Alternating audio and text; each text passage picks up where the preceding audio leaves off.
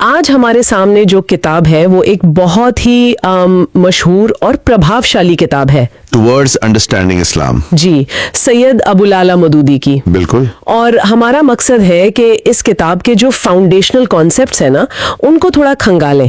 یہ کتاب شروع ہی ایک ایسے نقطے سے ہوتی ہے جو انسان کو سوچنے پر مجبور کر دیتا ہے. جی تو آئیے پہلے باب سے شروع کرتے ہیں. تو کتاب کا پہلا چیپٹر ہے دا میننگ آف اسلام، اور اس میں سب سے پہلی اور میرے خیال میں دلچسپ بات جو مصنف بیان کرتے ہیں وہ مذاہب کے ناموں کے بارے میں ہے. صحیح. وہ کہتے ہیں کہ دنیا کے زیادہ تر مذاہب کے نام یا تو ان کے بانی کے نام پر ہیں، جیسے کرسچینٹی کا نام جیزس کرائسٹ سے، جی، یا بدھزم کا گوتما بدھا سے، جی ہاں، یا پھر کسی قوم کے نام پر جیسے جوڈائزم کا قبیلہ جوڈا سے تعلق ہے. بالکل. لیکن وہ کہتے ہیں کہ اسلام کے ساتھ ایسا نہیں ہے.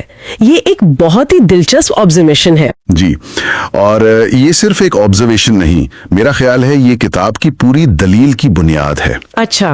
مصنف کا مقصد شروع سے ہی یہ سٹیج سیٹ کرنا ہے کہ اسلام کسی خاص شخص، قوم یا ملک سے نہیں جڑا ہوا. یہ کسی انسانی ذہن کی پیداوار نہیں ہے، نہ ہی کسی کمیونٹی تک محدود ہے. تو پھر یہ نام کیا ظاہر کرتا ہے؟ کتاب کے مطابق یہ نام خود اس مذہب کی فطرت کو، اس کی کوالٹی کو ظاہر کرتا ہے. یہ ایک ایٹریبیوٹیو ٹائٹل ہے، یعنی ایک صفت کو بیان کرتا ہے. اچھا، تو مصنف شروع سے ہی یہ فریم کر رہی ہیں کہ یہ کسی ایک گروہ کا مذہب نہیں بلکہ ایک یونیورسل کانسیپٹ ہے. بالکل. تو پھر اس صفت، اس کوالٹی کا مطلب کیا ہے؟ اسلام کا لفظی مطلب کیا ہے؟ دیکھیں، اسلام ایک عربی لفظ ہے جس کے 3 بنیادی معنی ہیں. پہلا سبمیشن یعنی سر تسلیم خم کرنا. ٹھیک ہے. دوسرا سرنڈر یعنی خود کو سونپ دینا. اور تیسرا اوبیڈینس یعنی اطاعت کرنا. Submission, surrender, obedience. جی، تو ایک مذہب کے طور پر اسلام کا مطلب اللہ کے سامنے مکمل طور پر سر تسلیم خم کرنا اور اس کی اطاعت کرنا ہے. اسی لیے اسے اسلام کہا جاتا ہے. کتاب میں امن کا بھی ذکر ہے نا؟ ہاں، کتاب میں ذکر ہے کہ اس کا ایک مطلب امن بھی ہے، لیکن مصنف اس بات پر زور دیتے ہیں کہ یہ امن اطاعت کے نتیجے میں آتا ہے. یعنی حقیقی ذہنی اور جسمانی سکون ان کے مطابق صرف اللہ کی اطاعت سے ہی مل سکتا ہے. So it's not just peace, but a peace that comes from submission. یہ تو ایک کی ڈسٹنکشن ہے. اچھا، کتاب اس نظریے کو سمجھانے کے لیے ایک بہت وسیع مثال دیتی ہے، پوری کائنات کی. بالکل، اور یہ کتاب کا سب سے بڑا اور آپ کہہ سکتے ہیں ریڈیکل آئیڈیا ہے. مصنف کا کہنا ہے کہ چھوٹے سے چھوٹے ایٹم سے لے کر بڑی بڑی کہکشاؤں تک ہر چیز اپنے مقرر کردہ قوانین کی پابندی کر رہی ہے. ہر چیز؟ جی، ہر چیز، مادہ، توانائی، زندگی، سب اپنے قوانین کے مطابق چلتے ہیں. سورج، چاند، ستارے سب ایک شاندار نظام میں بندھے ہوئے ہیں اور ایک ناقابل تبدیلی قانون پر عمل کر رہے ہیں. اور یہ قانون کس کا ہے؟ کتاب کہتی ہے کہ یہ جو طاقتور اور ہر جگہ موجود قانون ہے یہ خدا کا قانون ہے جو اس کائنات کا خالق اور حاکم ہے. ایک منٹ، ہولڈ آن. تو کتاب یہ کہہ رہی ہے کہ چونکہ پوری کائنات خدا کے قانون کی پابندی کر رہی ہے، اس لیے پوری کائنات لفظی معنوں میں اسلام کے دین پر عمل پیرا ہے. جی، یعنی ایک پتھر یا ایک دریا بھی مسلم ہے. یہ تو اس لفظ کی پوری ڈیفینیشن ہی بدل دیتا ہے جو ہم عام طور پر سمجھتے ہیں. دس از اے ہیوج کلیم. جی، یہی کتاب کا استدلال ہے، اور یہ بات صرف بے جان چیزوں تک محدود نہیں. درخت، جانور، ہوا، پانی سب فطرتاً مسلم ہیں. اور انسان؟ اور یہی بات انسان پر بھی لاگو ہوتی ہے. کتاب کہتی ہے کہ وہ شخص بھی جو خدا پر یقین نہیں رکھتا یا کسی اور کی عبادت کرتا ہے اپنی جسمانی وجود کی حد تک مسلم ہونے پر مجبور ہے. اچھا، کیسے؟ اس کی پیدائش سے لے کر موت تک اس کے جسم کا ہر حصہ، اس کا دل، اس کا دماغ، اس کا خون، سب خدا کے بنائے ہوئے قانون کی پیروی کر رہے ہیں. وہ چاہے یا نہ چاہے اس کا جسم مسلم ہی رہے گا. اوکے، لیٹس انپیک دس. یہ تو کچھ ایسا ہی ہے جیسے ایک کمپیوٹر کا ہارڈ ویئر اور آپریٹنگ سسٹم ایک خاص قانون کے تحت کام کر رہا ہے، لیکن صارف کو یہ آزادی ہے کہ وہ اس پر کون سا سافٹ ویئر چلاتا ہے. بہت اچھی مثال ہے. تو کتاب کہہ رہی ہے کہ انسان کا جسم وہ ہارڈ ویئر ہے جو پہلے سے ہی مسلم ہے، لیکن اس کا شعور وہ صارف ہے جسے انتخاب کرنا ہے. اگر ایسا ہے تو پھر انسان کے اپنے انتخاب یا فری ول کی کیا اہمیت رہ جاتی ہے؟ یہ بہت اہم سوال ہے، اور یہی وہ نقطہ ہے جہاں کتاب انسان کی زندگی کے 2 مختلف پہلوؤں کی وضاحت کرتی ہے. 2 پہلو؟ जी, एक पहलू वो है जिसमें इंसान मुकम्मल तौर पर खुदाई कानून के ताबे है। वो उससे 1 इंच भी इधर उधर नहीं हो सकता, जैसे सोना, जागना, सांस लेना, हाजमा। सही, ये सब इनवॉलेंटरी एक्शंस हैं। बिल्कुल, लेकिन एक दूसरा पहलू भी है जहां उसे अक्ल, सोचने समझने की ताकत और इंतखाब करने की आजादी दी गई है। वो कोई भी अकीदा अपना सकता है, कोई भी तर्ज जिंदगी चुन सकता है। इसी दूसरे दायरे में इंसानों की तकसीम होती है। यानी एक वो जो इस आजादी का सही इस्तेमाल करता है और दूसरा वो जो गलत इस्तेमाल करता है। जो सही इस्तेमाल करता है, किताब उसे कामिल मुस्लिम कहती है। इसका क्या मतलब हुआ? किताब कहती है कि जो शख्स इस आज़ादी का इस्तेमाल करते हुए अपने खालिक को पहचानता है, उसे अपना हकीकी मालिक मानता है और ईमानदारी से उसके भेजे हुए कवानीन पर अमल करता है, वो एक कामिल मुस्लिम बन जाता है। अच्छा, यानी उसने शौरी तौर पर उस खुदा की इताअत का फैसला किया जिसकी वो अपने जिस्म की हद तक लाशऊरी तौर पर पहले ही इताअत कर रहा था। अब उसकी पूरी जिंदगी उसका शऊर और लाशऊर दोनों खुदा की इताअत में है और उसकी शख्सियत में कोई तजाद या कॉन्फ्लिक्ट नहीं। ठीक है, तो ये तो हुई एक साइड। अब अगर पूरी कायनात बशमूल हमारे अपने जिस्म इस्लाम की हालत में है, तो फिर क्या होता है जब एक इंसान शऊरी तौर पर इसके खिलाफ जाने का फैसला करता है? किताब उस बगावत को क्या कहती है? किताब उसके लिए कुफ्र की इस्तिलाह इस्तेमाल करती है। अगला चैप्टर इसी पर है, द नेचर ऑफ कुफ्र। द नेचर ऑफ कुफ्र। जी, कुफ्र का लफ्जी मतलब है ढांपना या छुपाना। जो शख्स खुदा का इनकार करता है उसे काफिर यानी छुपाने वाला कहा जाता है। So it's not about outright rejection, but about hiding a truth that's already there. ये तो एक सटल लेकिन बहुत इंपॉर्टेंट डिफरेंस है। वो क्या छुपा रहा है? किताब के मुताबिक वो अपनी ही फितरत में मौजूद इस्लाम यानी इताअत के जज्बे को अपने कुफ्र, अपनी जिद और जहालत से छुपा देता है। उसका पूरा जिस्म इसी फितरत के मुताबिक काम कर रहा है, लेकिन उसकी अपनी बसीरत पर पर्दा पड़ गया है और वो इस हकीकत को देखने से कासिर है जिसे कायनात की हर चीज देख और मान रही है। किताब कुफ्र को सिर्फ इनकार नहीं बल्कि 3 और चीजें भी करार देती है: जहालत, जुल्म और बगावत। ये बहुत स्ट्रॉन्ग वर्ड्स हैं। जहालत कैसे? तो मुसन्निफ का नुक्ता यह है कि सबसे बड़ी नादानी तो यही है ना कि एक इंसान पूरी कायनात का निजाम तो देखे, उसमें एक शानदार मंसूबाबंदी देखे, लेकिन उसे बनाने वाले को ही नजरअंदाज कर दे। सही।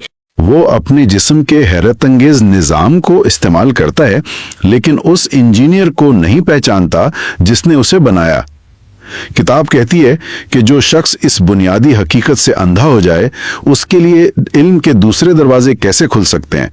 वो हकीकत तक कभी नहीं पहुंच सकता। और इससे जुल्म क्यों कहा गया है? आमतौर पर तो जुल्म का मतलब किसी दूसरे पर ज्यादती करना होता है। यहाँ किताब की मंतक बिल्कुल मुख्तलिफ है। वो कहती है कि जुल्म किसी चीज को उसकी फितरत और मर्जी के खिलाफ इस्तेमाल करना है। अच्छा, चूंकि कायनात की हर चीज बशमूल इंसान के आज़ा और सलाहियतें फितरतन खुदा की फरमाबरदार हैं, लिहाजा इन्हें खुदा की मर्जी के खिलाफ इस्तेमाल करना इन पर सबसे बड़ा जुल्म है। यानी जुल्म का मतलब यहाँ किसी दूसरे इंसान पर ज्यादती करना नहीं, बल्कि अपने ही जिस्म और सलाहियतों को उनके फितरी मकसद के खिलाफ इस्तेमाल करना है।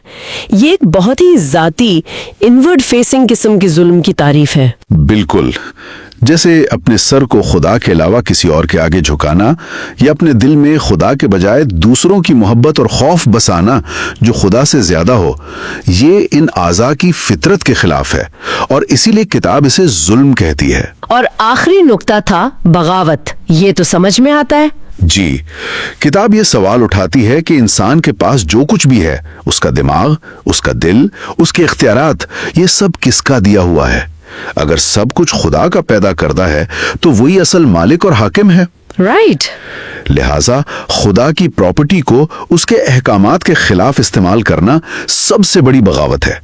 अगर कोई मुलाजिम अपने मालिक से गद्दारी करे तो हम उसे बेवफा कहते हैं, लेकिन किताब के मुताबिक ये गद्दारी उस कुफ्र के मुकाबले में कुछ भी नहीं जो इंसान अपने हकीकी मोहसिन और बादशाह के साथ करता है। ये कुफ्र की एक बहुत ही संगीन तस्वीर कशी है, एक ऐसी हालत जिसे किताब कायनाती बेआहंगी, अ कॉस्मिक डिसोनेंस के तौर पर पेश कर रही है। जी बिल्कुल। لیکن ظاہر ہے کہ یہ کہانی کا صرف ایک رخ ہے.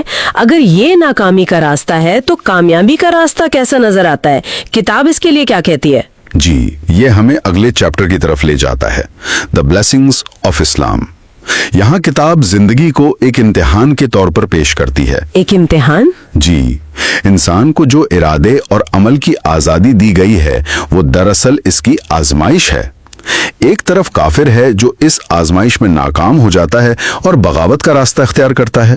دوسری طرف وہ شخص ہے جو اپنی عقل اور علم کا صحیح استعمال کرتے ہوئے اپنے خالق کو پہچانتا ہے اور بغیر کسی جبر کے اس کی اطاعت کرتا ہے. بالکل، وہ اس آزمائش میں کامیاب ہوتا ہے. اور اس کامیابی کے اثرات کیا ہوتے ہیں؟ کیا یہ صرف ایک روحانی یا آخرت کی کامیابی ہے یا اس کے کچھ عملی نتائج بھی ہیں؟ کتاب کے مطابق اس کے بہت ٹھوس اور عملی نتائج ہیں. مصنف کا کہنا ہے کہ ایسا شخص علم اور عمل کے ہر میدان میں صحیح راستہ اختیار کرے گا. فلسفے میں وہ شکوک و شبہات کی بھول بھلیوں میں نہیں کھوئے گا کیونکہ اسے کائنات کی ابتدا اور مقصد معلوم ہے. اور سائنس میں؟ سائنس میں وہ فطرت کے قانونوں اور زمین کے چھپے خزانوں کو انسانیت کی بھلائی کے لیے استعمال کرے گا، تباہی کے لیے نہیں. یہاں پر کتاب ایک بہت دلچسپ اور شاید تھوڑا کنٹروورشل موازنہ کرتی ہے، ایک کافر سائنسدان اور ایک مسلم سائنسدان کا. ہاں، کتاب کہتی ہے کہ ایک کافر سائنسدان اپنی طاقت کے نشے میں خود کو فطرت کا فاتح سمجھ سکتا ہے اور سائنس کو تباہی کے لیے استعمال کر سکتا ہے. مصنف نے برٹرینڈ رسل اور ڈاکٹر جارج جیسے مغربی مفکرین کے اقوال بھی نقل کیے ہیں کہ سائنس نے ہمیں دیوتاؤں جیسی طاقتیں تو دے دی ہیں لیکن ہماری ذہنیت وحشیوں والی ہے. اس کے برعکس کتاب کا آرگیومنٹ ہے کہ ایک مسلم سائنسدان کا علم جتنا گہرا ہوگا، خدا پر اس کا ایمان اتنا ہی مضبوط ہوگا. وہ تکبر کے بجائے عاجزی کا مظاہرہ کرے گا اور اپنی طاقت کو خدا کی امانت سمجھ کر انسانیت کی خدمت کے لیے استعمال کرے گا. لیکن کیا یہ موازنہ کچھ زیادہ ہی بلیک اینڈ وائٹ نہیں؟ تاریخ میں تو بہت سے نان مسلم سائنسدان بھی گزرے ہیں جنہوں نے انسانیت کی بھلائی کے لیے کام کیا، اور ایسے بھی لوگ تھے جو خود کو مسلم کہتے تھے لیکن انہوں نے تباہی پھیلائی. کیا کتاب اس کمپلیکسٹی پر کوئی بات کرتی ہے؟ یہ ایک بہت ویلڈ پوائنٹ ہے. دیکھیں، کتاب یہاں انڈیویجول ایکشنز کی بات نہیں کر رہی بلکہ ورلڈ ویو کی بات کر رہی ہے. اچھا، ورلڈ ویو کی؟ جی، اس کا آرگومنٹ یہ ہے کہ ایک ایسا ورلڈ ویو جس میں خدا اور آخرت کی جواب دہی کا تصور نہ ہو، اس میں طاقت کا کوئی الٹیمیٹ مورل چیک نہیں ہوتا، لہٰذا وہ تباہی کی طرف جا سکتا ہے. جبکہ اسلام کے ورلڈ ویو میں علم اور طاقت خدا کی امانت ہیں اور ان کا حساب دینا ہے. کتاب کے مطابق یہ اکاؤنٹیبلٹی کا احساس ہی اصل فرق پیدا کرتا ہے. اور یہی اصول پھر سیاست، قانون اور دوسرے شعبوں پر بھی لاگو ہوتا ہوگا؟ جی، کتاب کے مطابق ایک مسلم سیاستدان کا مقصد ایک ایسا معاشرہ قائم کرنا ہوگا جہاں امن، انصاف اور بھائی چارہ ہو، جہاں کسی قسم کا استحصال نہ ہو. اور قانون کا مقصد کمزوروں سمیت سب کے حقوق کا تحفظ کرنا ہوگا. اور ان سب سے بڑھ کر کتاب ایک مسلم کی اخلاقی زندگی اور کردار کی تصویر کشی کرتی ہے. اس کی زندگی خدا ترسی، تقوی، راست بازی اور سچائی سے بھری ہوگی. اس کردار کے خود و خال کیا ہیں؟ کیونکہ یہ سب تو بہت ایبسٹریکٹ باتیں لگتی ہیں. کتاب اسے بہت کانکریٹ بناتی ہے. وہ کہتی ہے کہ اس کے ذہن میں ہر وقت یہ احساس رہے گا کہ ایک دن اسے اپنے رب کے پاس لوٹ کر اپنی پوری زندگی کا حساب دینا ہے. یہی اکاؤنٹیبلٹی کا احساس اسے ایک ذمہ دار اور بہترین انسان بناتا ہے. یعنی وہ برائی سے بچے گا، سچ بولے گا، ایمانداری سے روزی کمائے گا اور ظلم کے خلاف کھڑا ہوگا. وہ نیکی اور شرافت کا مجسمہ ہوگا اور سچائی کے لیے اپنی جان بھی دے دے گا. خدا کے سوا کسی کے آگے نہیں جھکتا. یہ بات منطقی بھی لگتی ہے. جی، اگر آپ صرف الٹیمیٹ پاور کے سامنے جھکتے ہیں تو آپ منطقی طور پر چھوٹی طاقتوں کے خوف سے آزاد ہو جاتے ہیں. اور وہ سب سے زیادہ طاقتور ہوگا کیونکہ وہ خدا کے سوا کسی سے نہیں ڈرتا. بالکل. اسی طرح وہ سب سے زیادہ امیر ہوگا کیونکہ وہ لالچی نہیں بلکہ قناعت پسند اور مطمئن زندگی گزارے گا. اس کے لیے دل کا سکون ہی سب سے بڑی دولت ہے. اور قابل اعتماد بھی ہوگا. جی، وہ سب سے زیادہ قابل اعتماد ہوگا کیونکہ وہ امانت میں خیانت نہیں کرے گا اور اپنے وعدے کا پکا ہوگا. وہ سب کے ساتھ انصاف کرے گا اور خلوص سے دوسروں کی بھلائی کے لیے کام کرے گا. تو کتاب کا نتیجہ یہ ہے کہ ایسا کردار جو ان اصولوں پر مبنی ہو وہ کبھی ناکام یا محکوم نہیں ہو سکتا. یہی کتاب کا دعویٰ ہے کہ ایسا شخص ذلت اور محکومی کی زندگی نہیں گزار سکتا. وہ غالب آنے کے لیے ہی بنا ہے اور اس دنیا میں ایک باعزت زندگی گزارنے کے بعد وہ اپنے خالق کے پاس واپس جائے گا جو اسے بہترین نعمتوں سے نوازے گا. تو آخر میں کتاب اس پورے تصور کو سمیٹتی ہے کہ اسلام کوئی تاریخی مذہب نہیں بلکہ انسان کا فطری مذہب ہے. جی، یہ کسی خاص شخص، قوم یا دور سے وابستہ نہیں ہے. کتاب کے مطابق ہر دور اور ہر ملک میں خدا کو جاننے والے اور سچ سے محبت کرنے والے لوگوں نے اسی دین پر عمل کیا ہے. وہ سب مسلم تھے، چاہے انہوں نے اس راستے کو اپنی زبان میں کوئی بھی نام دیا ہو. یہاں کتاب ایک بہت اہم سوال اٹھاتی ہے جس پر غور کیا جا سکتا ہے.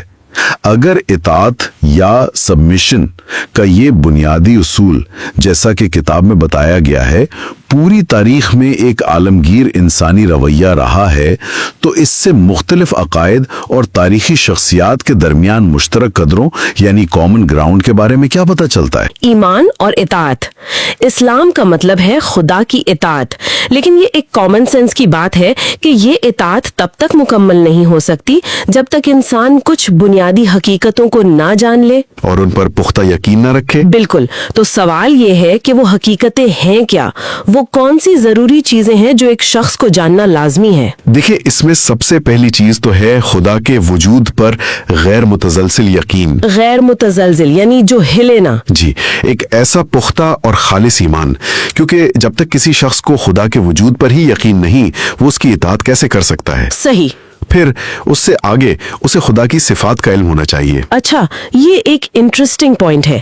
مطلب صرف یہ مان لینا کہ کوئی ہائر پاور ہے وہ کافی نہیں، اس کی صفات، اس کی کوالٹیز جاننا کیوں ضروری ہے؟ اس لیے کہ خدا کی صفات کا علم ہی ہے جو انسان کو اپنے اندر بہترین انسانی خوبیاں پیدا کرنے پر اکساتا ہے.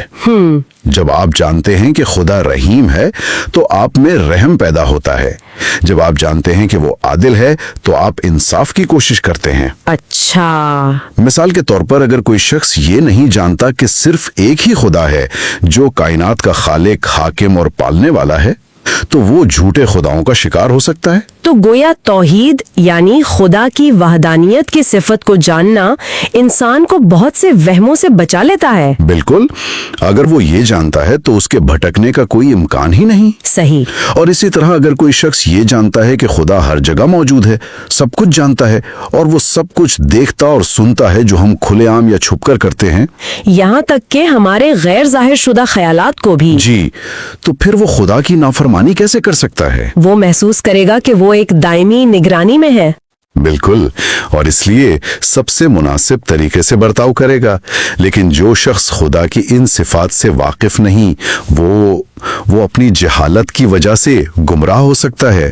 تو اس کا مطلب یہ ہوا کہ خدا کی صفات کا صرف ایک سرسری یا ایکڈامک نالج کافی نہیں ہے. جی نہیں، بلکہ ایک ایسا پختہ یقین ہونا چاہیے جو دل و دماغ میں گہرائی سے جڑا ہو تاکہ انسان شکوک و شبہات سے محفوظ رہے. جی ہاں. اور اس کے ساتھ ساتھ ایک اور چیز بھی ضروری ہے. وہ کیا؟ اس طرز زندگی کی تفصیلات بھی جاننا ضروری ہیں جس پر عمل کر کے خدا کی خوشنودی حاصل کی جا سکتی ہے. یعنی خدا کی پسند اور ناپسند کا علم. بالکل. جب تک انسان کو یہ علم نہ ہو، وہ ایک کو کیسے اپنا سکتا ہے اور دوسرے کو کیسے رد کر سکتا ہے؟ اگر کسی شخص کو خدائی قانون کا علم ہی نہیں تو وہ اس پر عمل کیسے کرے گا؟ اور یہاں ایک اور اہم بات آتی ہے، زندگی بعد الموت یعنی آخرت کا علم. اگر کوئی یہ سمجھتا ہے کہ موت کے بعد سب ختم ہو جائے گا اور فرما بردار اور نافرمان دونوں مٹی میں مل جائیں گے، تو وہ اطاعت کی راہ میں آنے والی مشکلات کیوں برداشت کرے گا؟ یہی تو نکتہ ہے. اسے یہ پختہ یقین ہونا چاہیے کہ موت زندگی کا خاتمہ نہیں ہے، دوبارہ جی اٹھنا ہے اور اسے خدا کی عدالت میں پیش کیا جائے گا. یوم جزا، ڈے آف ججمنٹ. جی. اس دن مکمل انصاف ہوگا، اچھے اعمال کا انعام ملے گا اور برے اعمال کی سزا. یہ ذمہ داری اور جواب دہی کا احساس خدا کے قانون کی مکمل اطاعت کے لیے بالکل ضروری ہے. شک اور ہچکچاہٹ انسان سے عمل کی قوت چھین لیتی ہے. جی بالکل. تو آئیے اس کو کھولتے ہیں. یہ ایمان ہے کیا؟ ہم یہ لفظ بار بار استعمال کر رہے ہیں. دیکھیں، لفظ ایمان کا مطلب ہے جاننا، یقین کرنا اور بغیر کسی شک و شبہ کے قائل ہونا. قائل ہونا. جی. تو ایمان علم اور یقین سے پیدا ہونے والا ایک پختہ عقیدہ ہے، اور جو شخص خدا کی وحدانیت، اس کی صفات، اس کے قانون اور جزا و سزا کے خدائی نظام کو جانتا ہے اور اس پر غیر متزلزل یقین رکھتا ہے، اسے مومن کہا جاتا ہے۔ اچھا، اور یہی ایمان انسان کو خدا کی مرضی کے سامنے سر تسلیم خم کرنے والی زندگی کی طرف لے جاتا ہے۔ اور جو شخص یہ تابع داری کی زندگی گزارتا ہے اسے مسلم کہا جاتا ہے۔ بالکل، اس سے یہ بات واضح ہو جاتی ہے کہ ایمان کے بغیر کوئی شخص سچا مسلمان نہیں ہو سکتا۔ ایمان کی اسلام سے وہی نسبت ہے جو بیج کے درخت سے ہے۔ واہ، جیسے بیج کے بغیر درخت نہیں آگ سکتا، اسی طرح ایمان کے بغیر کوئی شخص مسلم نہیں بن سکتا۔ یہاں ایک اور دلچسپ پہلو ہے۔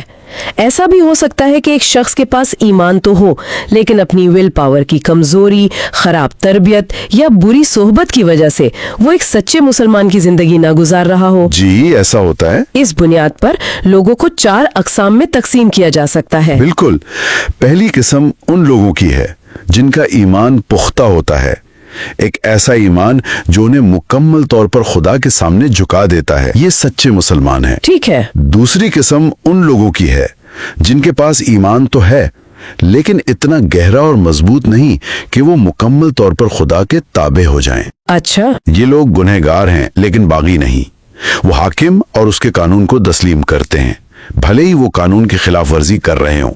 اور تیسری قسم؟ تیسری قسم ان لوگوں کی ہے جن کے پاس ایمان بالکل نہیں ہے، یہ لوگ خدا کی حاکمیت کو تسلیم کرنے سے انکار کرتے ہیں اور باغی ہیں۔ یہاں تک کہ اگر ان کا طرز عمل برا نہ بھی ہو وہ باغی ہی رہتے ہیں، ان کے ظاہری اچھے اعمال کی کوئی خاص قدر نہیں۔ اور چوتھی قسم؟ چوتھی قسم ان لوگوں کی ہے جو نہ تو ایمان رکھتے ہیں اور نہ ہی اچھے کام کرتے ہیں۔ اچھا، وہ دنیا میں فساد پھیلاتے ہیں اور ہر قسم کے ظلم و ستم کرتے ہیں۔ یہ لوگوں میں سب سے بدتر ہیں کیونکہ وہ باغی بھی ہیں اور مجرم بھی۔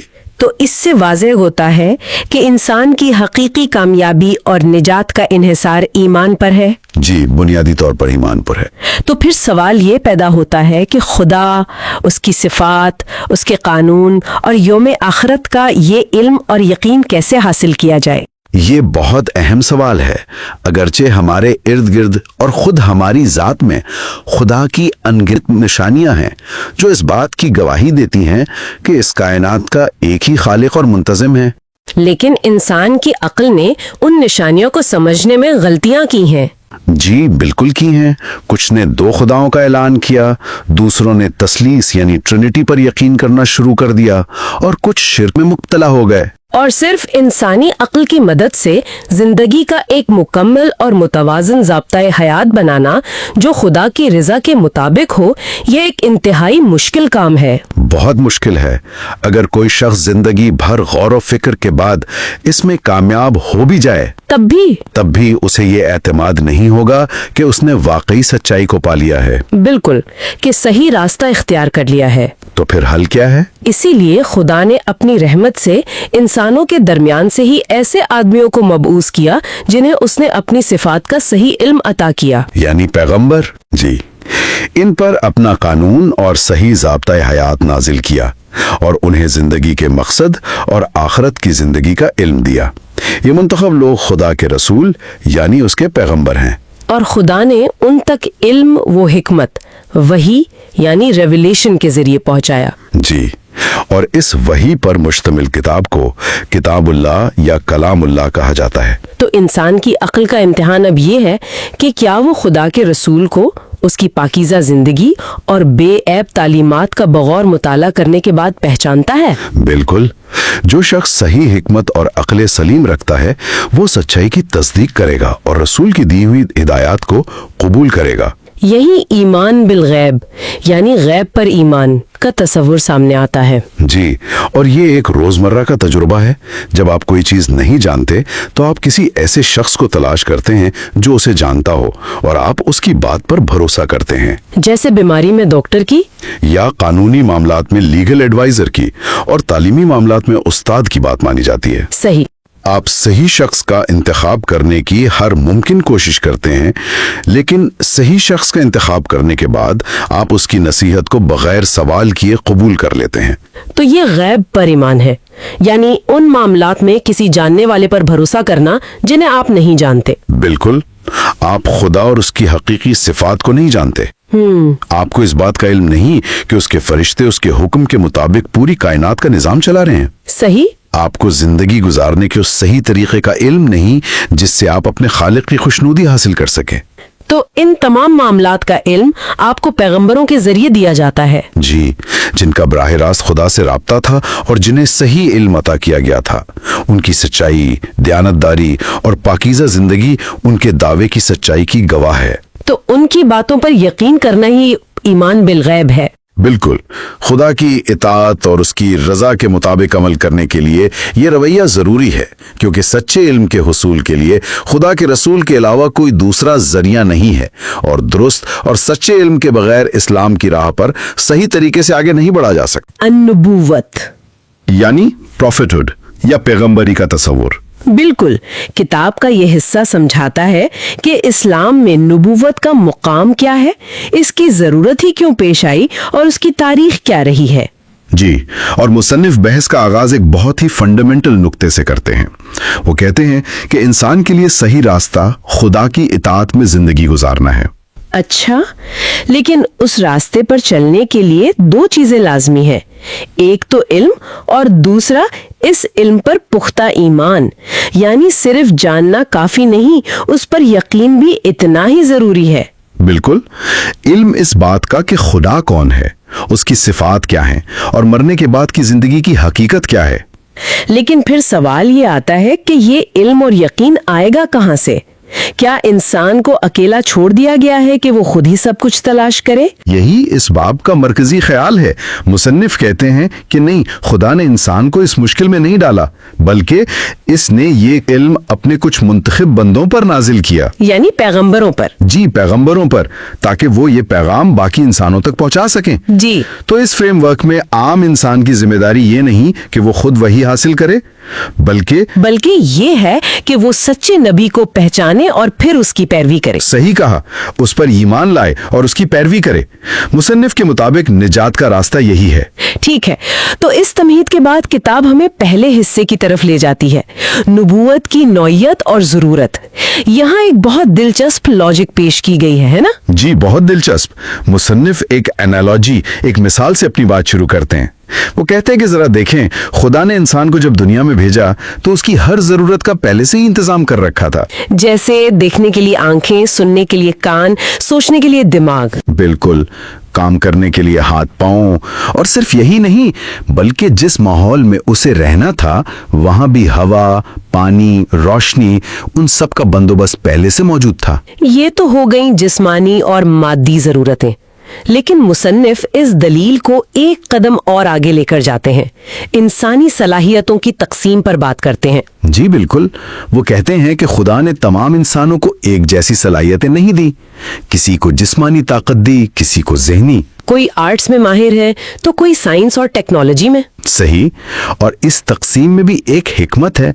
जो सलाहियतें मुआशरे को बड़े पैमाने पर चाहिए, जैसे खेती बाड़ी या मजदूरी, वो ज्यादा लोगों को दी गई। और जो खास महारतें हैं, जैसे फौजी क़यादत या इल्मी तहकीक, वो कम लोगों को मिले। बिल्कुल। तो यहाँ पर मुसन्निफ असल सवाल उठाते हैं। वो पूछते हैं कि क्या इंसानियत की जरूरत बस यही है? क्या हमें सिर्फ कानून, साइंस और मईशत के माहिरीन चाहिए, या कोई इससे भी बड़ी जरूरत है? ये बेहतरीन नुक्ता है।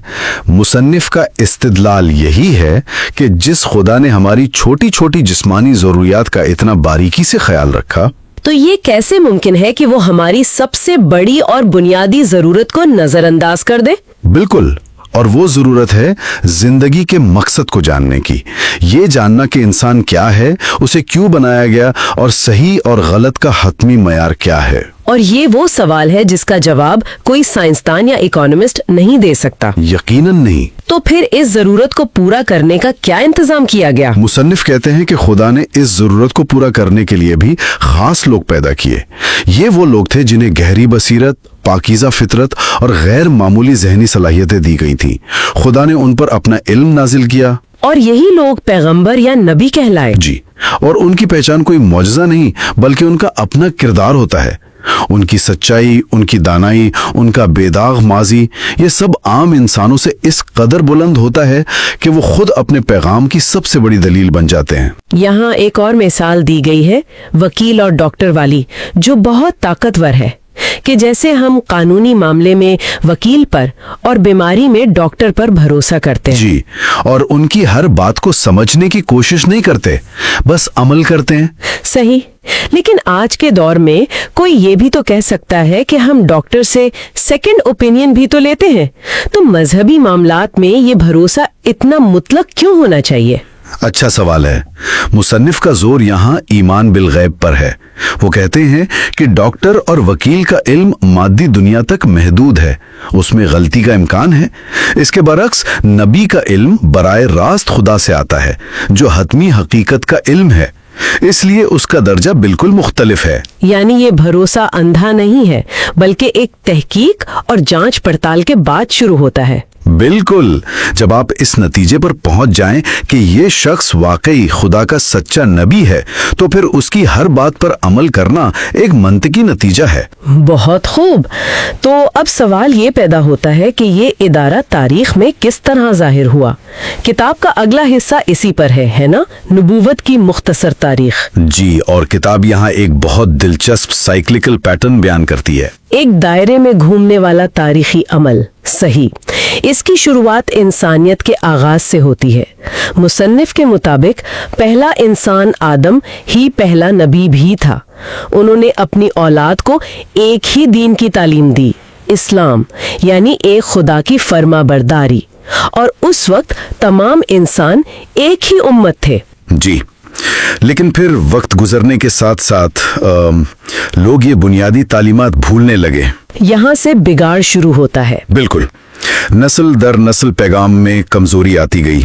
کچھ لوگوں نے قدرتی طاقتوں جیسے سورج، چاند، ستاروں کو خدا بنا لیا۔ شرک اور بت پرستی نے خدا کی وحدانیت کی جگہ لے لی۔ جی، ہر قوم نے اپنی رسمیں، اپنے دیوتا اور اپنا الگ مذہب بنا لیا، اور خدا کا اصل پیغام قصے کہانیوں میں گم ہو گیا۔ اور خدا کا اس بگاڑ پر کیا رد عمل رہا؟ مصنف کے مطابق جب بھی کوئی قوم گمراہی میں بہت دور نکل جاتی، خدا اسی قوم میں سے ایک نبی بھیجتا۔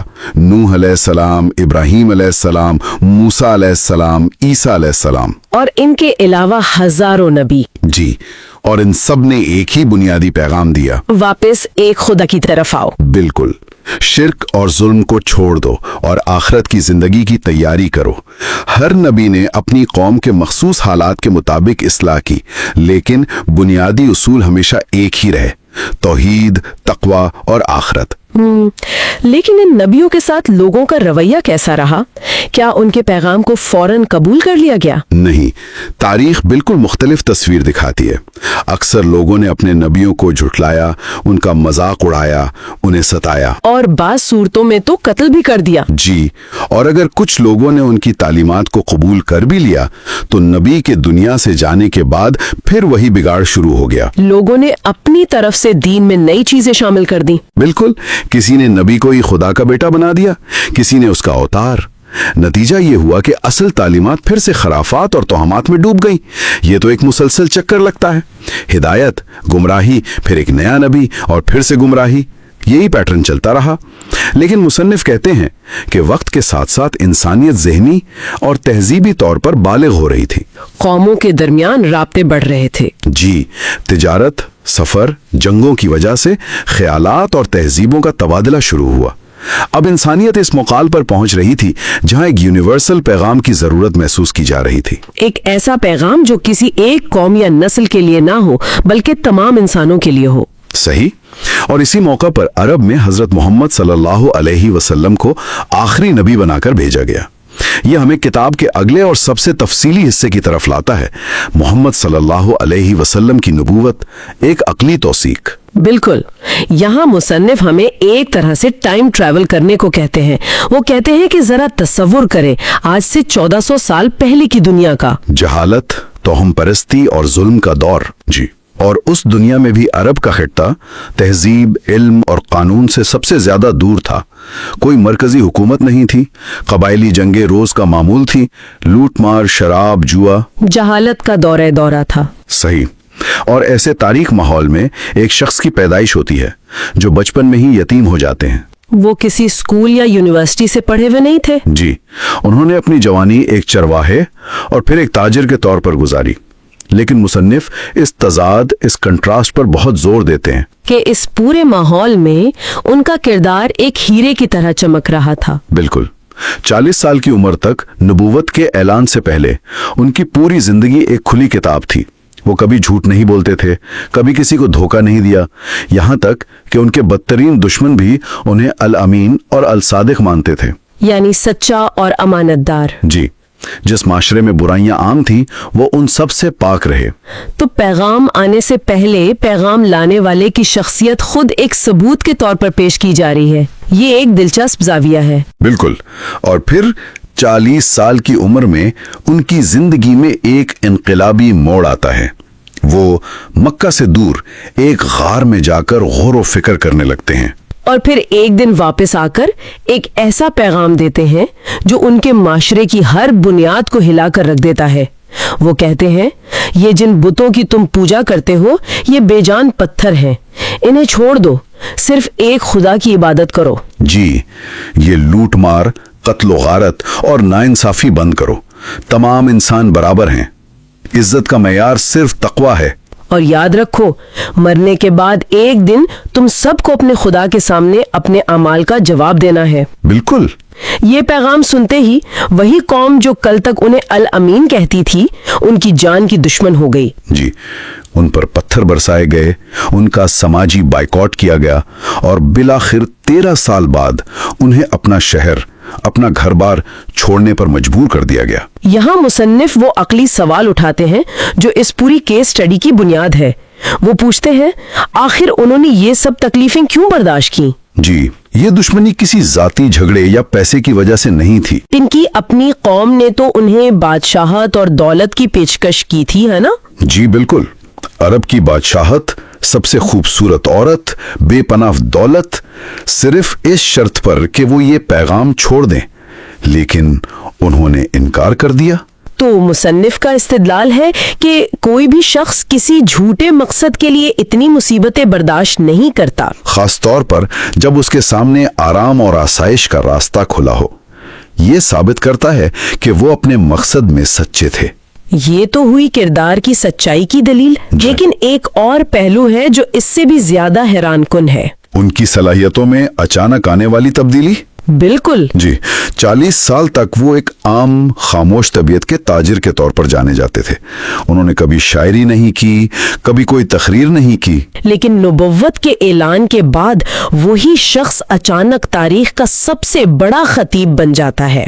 وہ ایسا کلام پیش کرتے ہیں، یعنی قرآن، کہ عرب کے بڑے بڑے شاعر اور ادیب اس جیسی ایک آیت بنانے سے عاجز آ جاتے ہیں۔ اور یہ تبدیلی صرف زبان و بیان تک محدود نہیں تھی، وہ ایک عظیم مصلح، ایک بے مثال قانون ساز، ایک شاندار منتظم اور ایک ناقابل شکست سپہ سالار کے طور پر سامنے آتے ہیں۔ صرف 23 سال کے مختصر عرصے میں وہ ایک ایسی قوم کو جو صدیوں سے آپس میں لڑ رہی تھی متحد کر کے ایک ایسی سپر پاور بنا دیتے ہیں جو اس وقت کی 2 بڑی سلطنتوں کو چیلنج کر دیتی ہے، روم اور فارس کو۔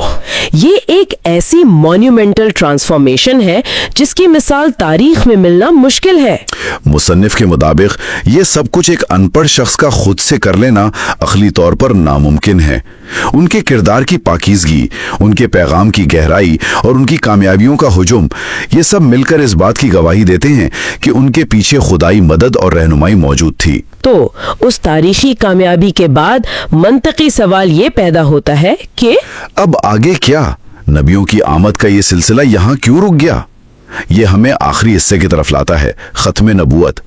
یہاں مصنف ایک بہت گہرا نقطہ پیش کرتے ہیں۔ وہ کہتے ہیں کہ ایک نبی کی اصل موت اس کا جسمانی طور پر دنیا سے چلے جانا نہیں ہے، بلکہ اس کی تعلیمات کا بگڑ جانا یا اپنی اصل شکل میں باقی نہ رہنا ہے۔ بالکل، وہ دلیل دیتے ہیں کہ پچھلے نبیوں کی لائی ہوئی کتابیں جیسے تورات، زبور اور انجیل آج اپنی اصل زبان اور متن میں محفوظ نہیں ہیں، ان میں انسانی کلام کی آمیزش ہو چکی ہے، اور ان کی زندگیوں کی مستند تفصیلات بھی تاریخ میں محفوظ نہیں۔ صحیح۔ लेकिन इस मेयार पर अगर हजरत मोहम्मद सल्लल्लाहु अलैहि वसल्लम को परखा जाए तो सूरत हाल बिल्कुल मुख्तलिफ नजर आती है। बिल्कुल मुख्तलिफ। कुरान आज 1400 साल बाद भी अपनी उसी असल जबान और मतन में लफ्ज ब लफ्ज महफूज है जिसमें वो नाजिल हुआ था। और सिर्फ किताब ही नहीं बल्कि इस किताब को लाने वाले की जिंदगी का हर पहलू, उनके अक़वाल, अफ़आल, सब कुछ मुकम्मल तफसील और मुस्तनद हवालों के साथ रिकॉर्डेड है। जी, सनद के साथ तारीख में मौजूद है। इसका मतलब ये है कि उनकी रहनुमाई आज भी उसी तरह ताज़ा और काबिल रसाई है।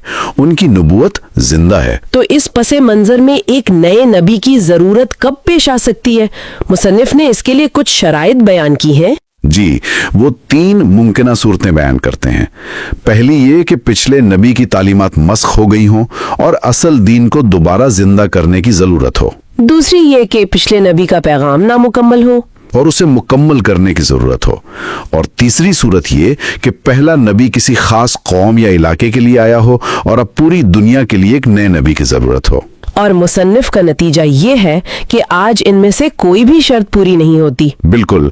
पहली शर्त इसलिए पूरी नहीं होती क्योंकि हजरत मोहम्मद सल्लल्लाहु अलैहि वसल्लम की तालीमात और कुरान महफूज हैं। दूसरी शर्त इसलिए पूरी नहीं होती क्योंकि कुरान खुद ऐलान करता है कि दीन मुकम्मल कर दिया गया है। और तीसरी शर्त इसलिए पूरी नहीं होती क्योंकि उनका पैगाम किसी एक कौम के लिए नहीं बल्कि तमाम इंसानियत के लिए है। कुरान ने उन्हें रहमतुल लिल आलमीन यानी तमाम जहानों के लिए रहमत और खातमुन नबिय्यीन कहा है।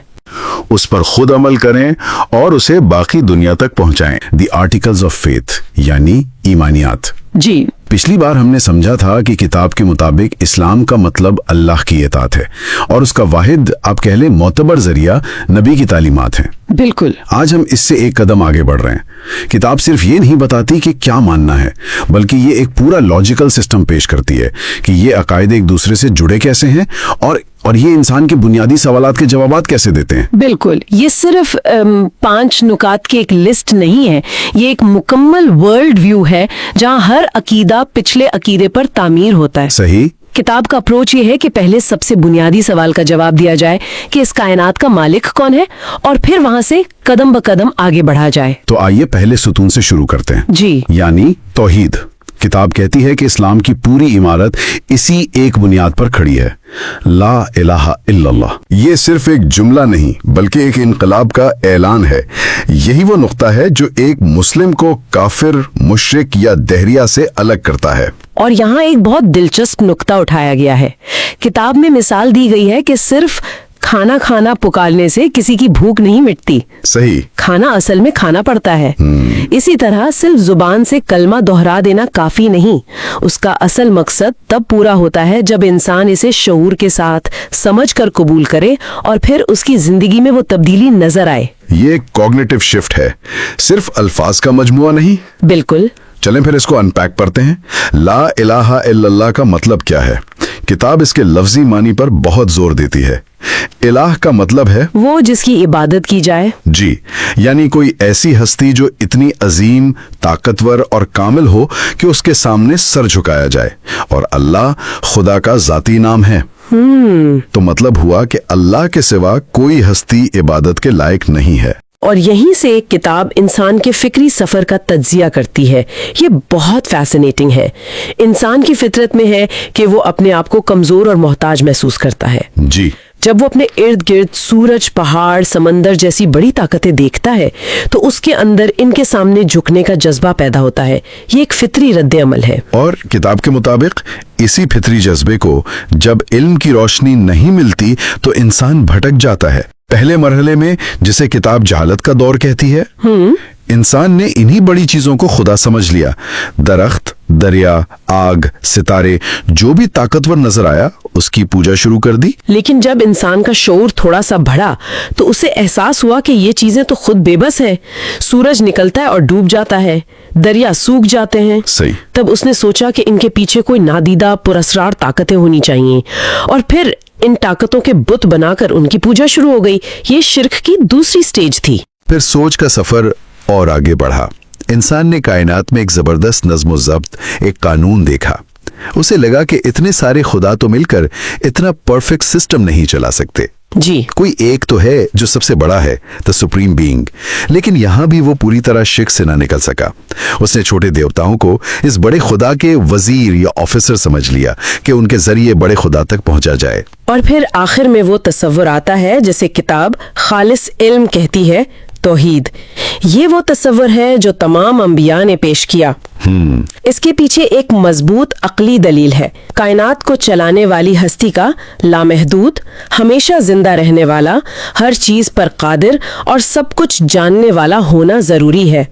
یہ صفات ایک سے زیادہ ہستیوں میں ہو ہی نہیں سکتی۔ کتاب میں وہ مثال بھی ہے نا؟ جی، کتاب میں ایک بہت سادہ لیکن پاورفل انالوجی دی گئی ہے کہ جیسے ایک صوبے میں 2 گورنر یا ایک ملک میں 2 بادشاہ نہیں ہو سکتے ورنہ نظام تباہ ہو جائے گا، اسی طرح اس کائنات کا نظام بھی ایک سے زیادہ خداؤں کے ساتھ نہیں چل سکتا۔ ٹھیک ہے، یہ تو ہوئی عقلی دلیل، لیکن یہاں جو بات مجھے سب سے زیادہ دلچسپ لگی وہ یہ ہے کہ کتاب کے مطابق یہ صرف ایک فلسفیانہ عقیدہ نہیں ہے، اس کا انسان کی شخصیت اور کردار پر گہرا اثر ہوتا ہے۔ بالکل۔ کتاب نے اس کے 9 اہم اثرات گنوائے ہیں۔ یہ ایک لسٹ کی طرح نہیں بلکہ ایسا لگتا ہے جیسے ایک سائیکولوجیکل فریم ورک پیش کیا جا رہا ہو۔ بالکل، یہ ایک چین ریاکشن کی طرح ہے۔ کتاب کے مطابق سب سے پہلا اثر ہے وسیع النظری، یعنی براڈ مائنڈڈنس۔ جب انسان مان لیتا ہے کہ ساری کائنات کا مالک ایک ہی خدا ہے تو اس کے دل سے ہر قسم کا تعصب، نسل پرستی اور قوم پرستی ختم ہو جاتی ہے۔ اچھا، وہ پوری انسانیت کو ایک خاندان سمجھنے لگتا ہے۔ لیکن اس سے بھی گہرا اثر جو اس کی شخصیت پر ہوتا ہے وہ ہے خودداری، یعنی سیلف ریسپیکٹ۔ خودداری؟ یہ کیسے؟ میں سمجھتا تھا کہ خدا کے آگے جھکنے سے عاجزی آتی ہے، خودداری نہیں۔ یہی تو اس کا خوبصورت پیراڈاکس ہے۔ جب آپ یہ مان لیتے ہیں کہ نفع اور نقصان، عزت اور ذلت صرف ایک اللہ کے ہاتھ میں ہے، تو آپ دنیا کی ہر دوسری طاقت، ہر انسان اور ہر ادارے کے خوف سے آزاد ہو جاتے ہیں۔ اچھا، آپ کسی کے آگے سر نہیں جھکاتے۔ یہ آپ کو ایک ٹرمینڈس قسم کی نفسیاتی آزادی اور خودداری دیتا ہے۔ آپ صرف ایک کے سامنے جواب دہ ہوتے ہیں۔ اچھا، یہ بہت دلچسپ نکتہ ہے۔ تو اس خودداری سے پھر باقی خوبیاں جڑتی ہیں جیسے بہادری؟ ایگزیکٹلی، جب آپ کو کسی انسان کا خوف ہی نہیں رہا تو آپ بہادر ہو جاتے ہیں۔ آپ کو یقین ہوتا ہے کہ موت کا وقت بھی اللہ نے مقرر کیا ہے، کوئی اسے وقت سے پہلے نہیں لا سکتا۔ صحیح۔ اسی طرح جب آپ کو یقین ہو کہ آپ کی مدد کے لیے کائنات کا رب موجود ہے تو آپ کبھی مایوس نہیں ہوتے، آپ میں امید اور عزم پیدا ہوتا ہے۔ یہ سب اسی ایک عقیدے سے نکل رہا ہے۔ اور اس کا دوسرا رخ بھی ہے، ایک طرف خودداری ہے تو دوسری طرف عاجزی اور انکساری بھی ہے۔ یہ تضاد نہیں؟ نہیں، کیونکہ آپ یہ جانتے ہیں کہ آپ کے پاس جو کچھ بھی ہے، طاقت، علم، دولت، وہ آپ کا اپنا کمال نہیں بلکہ اللہ کا دیا ہوا ہے، اور وہ جب چاہے واپس لے سکتا ہے۔ یہ احساس آپ کو مغرور ہونے سے بچاتا ہے، تو آپ انسانوں کے سامنے خوددار اور اللہ کے سامنے عاجز ہوتے ہیں۔ جی جی۔ اسی طرح آپ کو یقین ہوتا ہے کہ کامیابی کا راستہ صرف نیکی اور محنت ہے، کوئی سفارش یا رشوت کام نہیں آئے گی۔ یہ آپ کو رائچس بناتا ہے۔ یعنی یہ ایک عقیدہ انسان کی پوری شخصیت کو ری انجینئر کر دیتا ہے، اس کی سوچ، اس کے جذبات، اس کا کردار، سب کچھ۔ بالکل۔ توحید کا تصور قائم ہو گیا جو بنیاد ہے، لیکن انسان کی یہ کمزوری یہ بھی ہے کہ وہ نادیدہ مخلوقات کی طرف بہت مائل ہوتا ہے۔ اس لوپ ہول کو کتاب کیسے بند کرتی ہے؟ بہت اچھا سوال ہے، اور یہ ہمیں سیدھا ایمان کے دوسرے جز کی طرف لے جاتا ہے، فرشتوں پر ایمان۔ کتاب اسے توحید کے محافظ عقیدے کے طور پر پیش کرتی ہیں۔ اچھا، یہ صرف ایک الگ پوائنٹ نہیں بلکہ یہ توحید کو شرک کی آلودگی سے بچانے کے لیے ہے۔ وہ کیسے؟ دیکھیں، مشرکین 2 طرح کی چیزوں کو خدا کا شریک بناتے تھے۔ ایک تو مادی چیزیں، سورج، چاند، ستارے وغیرہ۔ لا الہ الا اللہ نے اس دروازے کو بند کر دیا۔ ٹھیک ہے، لیکن ایک دوسرا دروازہ کھلا تھا، غیر مادی نادیدہ مخلوقات کا۔ لوگ سمجھتے تھے کہ بارش کا، ہوا کا، روشنی کا کوئی الگ دیوتا ہے۔ یہ عقیدہ اسی غلط فہمی کو دور کرتا ہے۔ اچھا، تو اسلام کہتا ہے کہ یہ نادیدہ مخلوقات دیوتا یا خدا کی اولاد نہیں بلکہ فرشتے ہیں۔ جی، اور فرشتے خدا کے شریک نہیں بلکہ اس کے تابع فرمان ملازم ہیں۔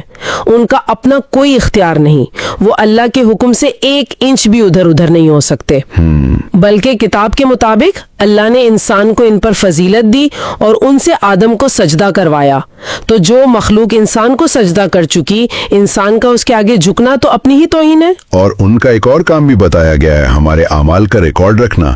یہ ایک اکاؤنٹیبلٹی کا ایلیمنٹ بھی ڈالتا ہے۔ بالکل، وہ ہر وقت ہمارے ساتھ ہیں اور ہمارے ہر اچھے برے عمل کا ایک مکمل ریکارڈ تیار کر رہے ہیں جو آخرت میں اللہ کی عدالت میں پیش ہوگا۔ صحیح۔ کتاب کہتی ہے کہ ہمیں ان کی اصل حقیقت نہیں بتائی گئی کہ وہ کیسے ہیں، کس چیز سے بنے ہیں، بس ان کے وجود پر ایمان لانے کا حکم ہے تاکہ شرک کا ہر دروازہ بند ہو جائے۔ ٹھیک ہے، تو اب ہمارے پاس ایک خدا ہے اور اس کے فرمان بردار فرشتے ہیں جو اس کا نظام چلا رہے ہیں، لیکن ہم انسانوں تک اللہ کا پیغام کیسے پہنچتا ہے؟ یہ اس سسٹم کا اگلا لاجیکل سٹیپ لگتا ہے۔ آپ نے بالکل صحیح پکڑا، اور یہی ایمان کا تیسرا جزو ہے، اللہ کی کتابوں پر ایمان، یعنی یہ تسلیم کرنا کہ اللہ نے انسان کو اندھیرے میں نہیں چھوڑا بلکہ اپنی ہدایت نبیوں کے ذریعے کتابوں کی شکل میں بھیجی۔ قرآن میں کچھ کتابوں کا ذکر بھی ہے، جیسے ابراہیم کے صحیفے، موسیٰ کی تورات، داؤد کی زبور اور عیسیٰ کی انجیل۔ لیکن کتاب قرآن اور پچھلی کتابوں میں ایک واضح فرق کرتی ہے، اس کی کیا وجہ ہے؟ اطاعت کا موقف یہ ہے کہ ہمیں ان تمام کتابوں پر ایمان لانا ہے کہ وہ اپنی اصل شکل میں اللہ کی طرف سے تھیں اور اپنے وقت کے لیے ہدایت تھیں، جی، لیکن آج وہ اپنی اصل حالت میں موجود نہیں ہے۔ کتاب کے مطابق ابراہیم کے صحیفے تو غائب ہی ہو چکے ہیں، جبکہ باقی کتابوں میں انسانی کلام کی آمیزش ہو گئی ہے۔ یہاں پر امپارشیالٹی اہم ہے، تو کتاب یہ دلیل دے رہی ہے کہ آج جو نسخے موجود ہیں وہ اصل نہیں ہیں۔ جی، مصنف کا نقطہ نظر یہ ہے کہ آج ان کتابوں کے صرف ترجمے موجود ہیں اور ان میں انسانی تشریحات اور تاریخی واقعات شامل ہو گئے ہیں۔ اچھا، مصنف یہ بھی کہتا ہے کہ یہودی اور عیسائی علماء خود اس بات کو تسلیم کرتے ہیں کہ ان کتابوں کی ایک طویل اور پیچیدہ تاریخ ہے جو اسلام کے قرآن کے محفوظ ہونے کے تصور سے مختلف ہے۔ تو پھر قرآن میں کیا خاص بات ہے؟ کتاب اس کے ساتھ نمایاں فرق بتاتی ہے۔ میرے خیال میں سب سے بڑا فرق اس کا محفوظ ہونا ہے۔ بلا شبہ کتاب کے مطابق قرآن کا ایک ایک لفظ آج بھی اسی طرح محفوظ ہے جس طرح وہ نازل ہوا تھا۔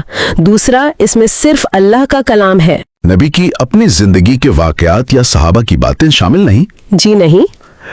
تیسرا، اس کا تاریخی ثبوت موجود ہے کہ یہ کب، کیسے اور کس پر نازل ہوا۔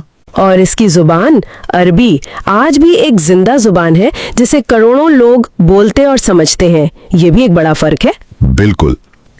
اس کے علاوہ کتاب کہتی ہے کہ اس کا پیغام کسی خاص قوم یا دور کے لیے نہیں بلکہ تمام انسانوں کے لیے ہے۔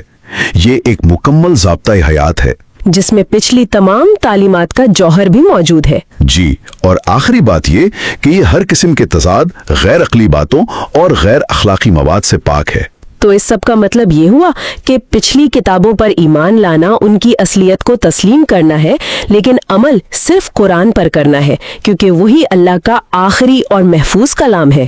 بالکل، پچھلی کتابوں پر ایمان ایک تاریخی تصدیق ہے جبکہ قرآن پر ایمان ایک عملی تقاضا ہے۔ اچھا، اب پیغام بھی آ گیا کتاب کی شکل میں، لیکن اس پیغام کو انسانوں تک پہنچانے اور اسے عملی طور پر کر کے دکھانے کے لیے کوئی تو چاہیے نا؟ صحیح، آپ کسی کو صرف ایک مینول تھما کر یہ امید نہیں کر سکتے کہ وہ سب کچھ خود ہی سمجھ لے گا۔ صحیح کہا، اور اسی لیے ایمان کا چوتھا جزو ہے اللہ کے نبیوں پر ایمان۔ یہ وہ انسان تھے جنہیں اللہ نے اپنا پیغام پہنچانے کے لیے چنا۔ اسلام کا نظریہ یہ ہے کہ تمام نبی ایک ہی دین لے کر آئے، یعنی اللہ کی اطاعت۔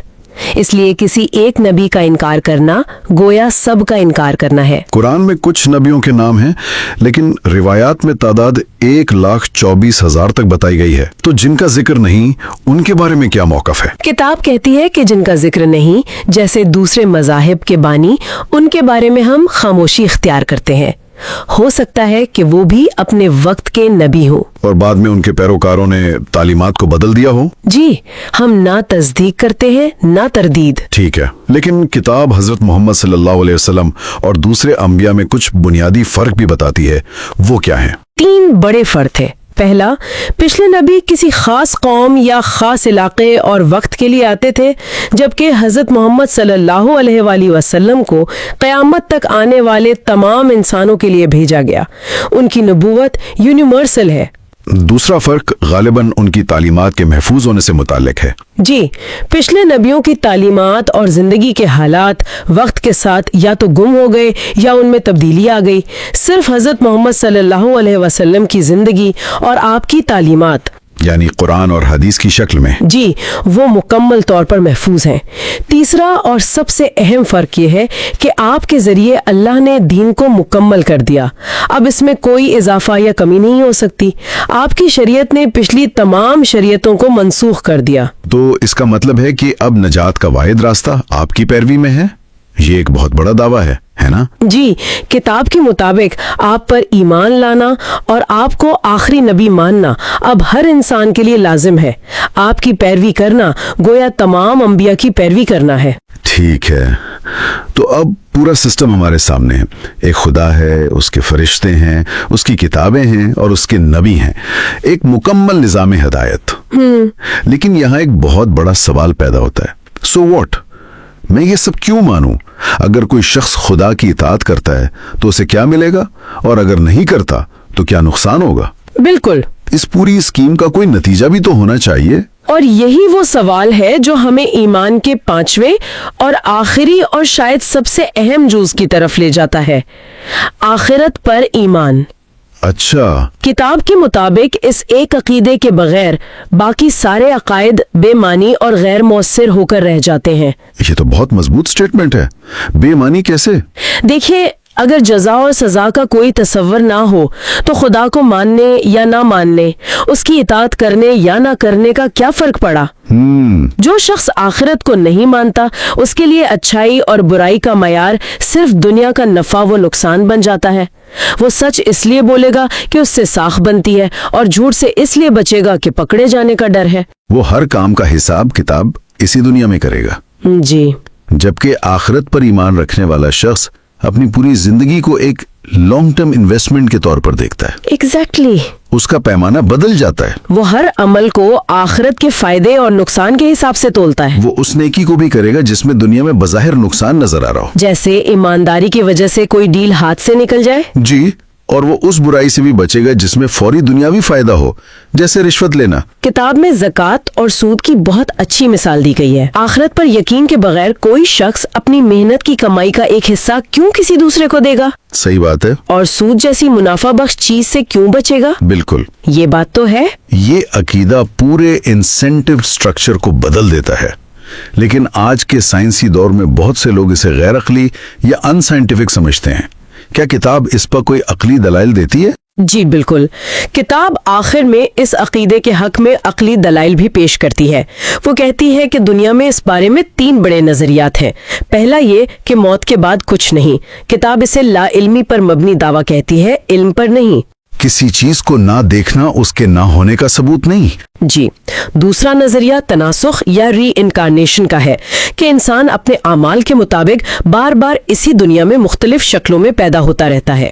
کتاب اسے ایک منطقی مغالطہ یا وشس سرکل کہتی ہے۔ جی، کیونکہ یہ سوال پیدا ہوتا ہے کہ سب سے پہلے کون آیا، اور اگر سزا اور جزا اسی دنیا میں ملتی ہے تو ہم دیکھتے ہیں کہ بہت سے ظالم عیش کر رہے ہیں اور بہت سے نیک لوگ تکلیف میں ہیں۔ یہ نظریہ دنیا کے مشاہدے سے بھی میل نہیں کھاتا۔ صحیح۔ تو پھر تیسرا نظریہ یعنی اسلام کا نظریہ، قیامت، حساب کتاب، جزا اور سزا، کتاب اسے سب سے زیادہ معقول کیسے ثابت کرتی ہے؟ وہ اسے ٹکڑوں میں توڑ کر سمجھاتی ہے۔ پہلا سوال، کیا یہ دنیا ختم ہو سکتی ہے؟ آج تو سائنسدان خود کہتے ہیں کہ کائنات کی توانائی محدود ہے اور ایک دن یہ سارا نظام ختم ہو جائے گا۔ ٹھیک ہے۔ دوسرا سوال، کیا انسان کو دوبارہ پیدا کیا جا سکتا ہے؟ دلیل یہ ہے کہ جو خدا پہلی بار بنا سکتا ہے اس کے لیے دوبارہ بنانا زیادہ آسان ہے۔ تیسرا، ہمارے اعمال کا ریکارڈ کیسے رکھا جائے گا؟ آج کی ٹیکنالوجی نے ثابت کر دیا ہے کہ آواز، تصویر، ہر چیز کو ریکارڈ کیا جا سکتا ہے، تو ہمارے اعمال کے نقوش کیوں محفوظ نہیں ہو سکتے؟ اور سب سے اہم دلیل، इंसाफ का तकाजा। जी, अक्ल और इंसाफ का तकाजा है कि एक दिन ऐसा जरूर आए जब हर अच्छाई का पूरा बदला और हर बुराई की पूरी सजा मिले। इस दुनिया में अक्सर ऐसा नहीं होता। ये दुनिया एक इम्तिहान गाह है, अदालत नहीं। बिल्कुल, तो एक अदालत का कायम होना जरूरी है। और रही बात जन्नत और दोज़ख की, तो जो खुदा इतनी बड़ी कायनात बना सकता है, उसके लिए जजा और सजा के लिए दो जगह बनाना क्या मुश्किल है। तो किताब का निचोड़ ये है कि आखिरत का अकीदा न सिर्फ मुमकिन है बल्कि अक्ल और इंसाफ का तकाजा भी है। और जब हजरत मोहम्मद सल्लल्लाहु अलैहि वसल्लम जैसा सच्चा और काबिल एतमाद शख्स इसकी खबर दे तो दानिशमंदी इसी में है कि इसे मान लिया जाए। जी, यही वो 5 ईमानियात हैं जो इस्लाम की बुनियाद हैं, और इन सब का खुलासा कलमा तैयबा ला इलाहा इल्लल्लाहु मुहम्मदुर रसूलुल्लाह में मौजूद है। ये एक मुकम्मल, मरबूत और मंतकी निज़ाम फ़िक्र अमल है। नमाज और इबादत पर एक गहरी नज़र डाल रहे हैं। ये बाब इस्लाम की जो बुनियादी अकायद हैं उनसे शुरू होता है, जैसे खुदा, फरिश्ते, किताबें, पैगंबर और आखिरत पर ईमान। लेकिन जो बात मुझे फौरन महसूस हुई वो ये है कि किताब कहती है सिर्फ मान लेना काफ़ी नहीं है। बिल्कुल, और मेरे ख्याल में यही इस पूरे बाब का मरकजी नुक्ता है।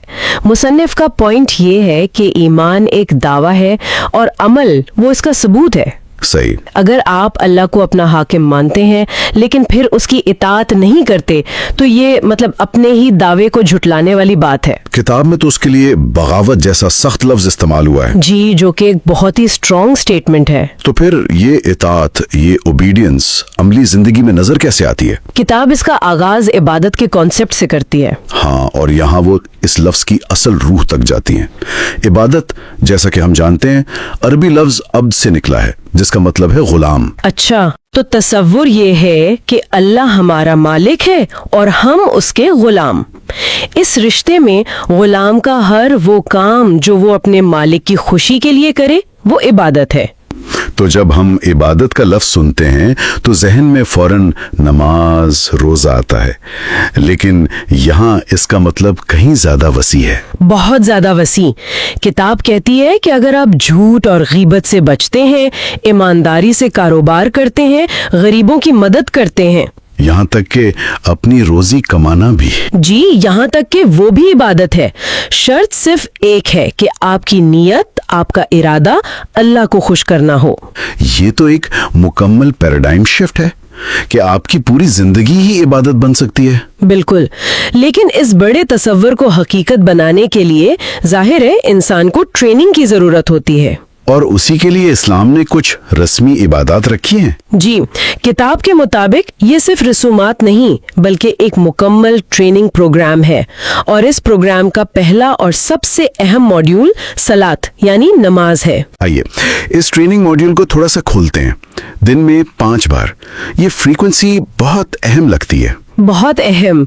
ये एक तरह का क्या कहते हैं, रूहानी रिचार्ज है। सही। दिन का आगाज ही आप अपने मालिक के सामने हाजिरी से करते हैं।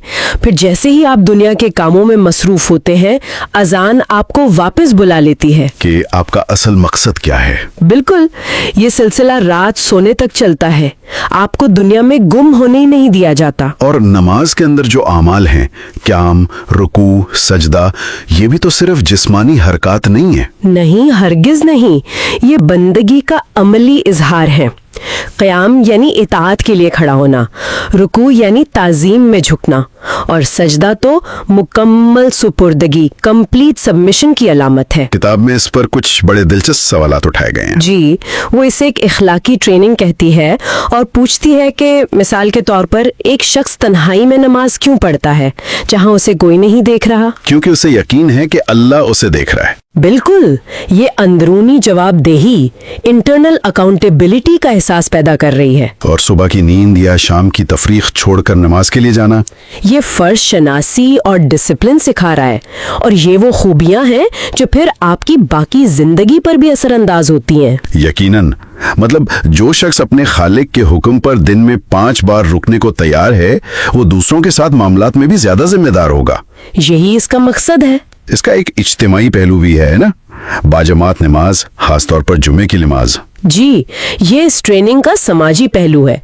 जब एक मोहल्ले के अमीर, गरीब, अफसर, मजदूर सब एक सफ में कंधे से कंधा मिलाकर खड़े होते हैं तो वो मसावात का एक बहुत पावरफुल सबक है। बहुत। इससे भाईचारा और इत्तेहाद पैदा होता है। ये सिर्फ इनफरादी नहीं बल्कि इज्तिमाई किरदार साजी भी है। तो अगर नमाज रोजाना का एक तरबियती सेशन है तो क्या किताब में किसी सालाना बूट कैंप का भी जिक्र है जो इस तरबियत को और गहरा कर दे?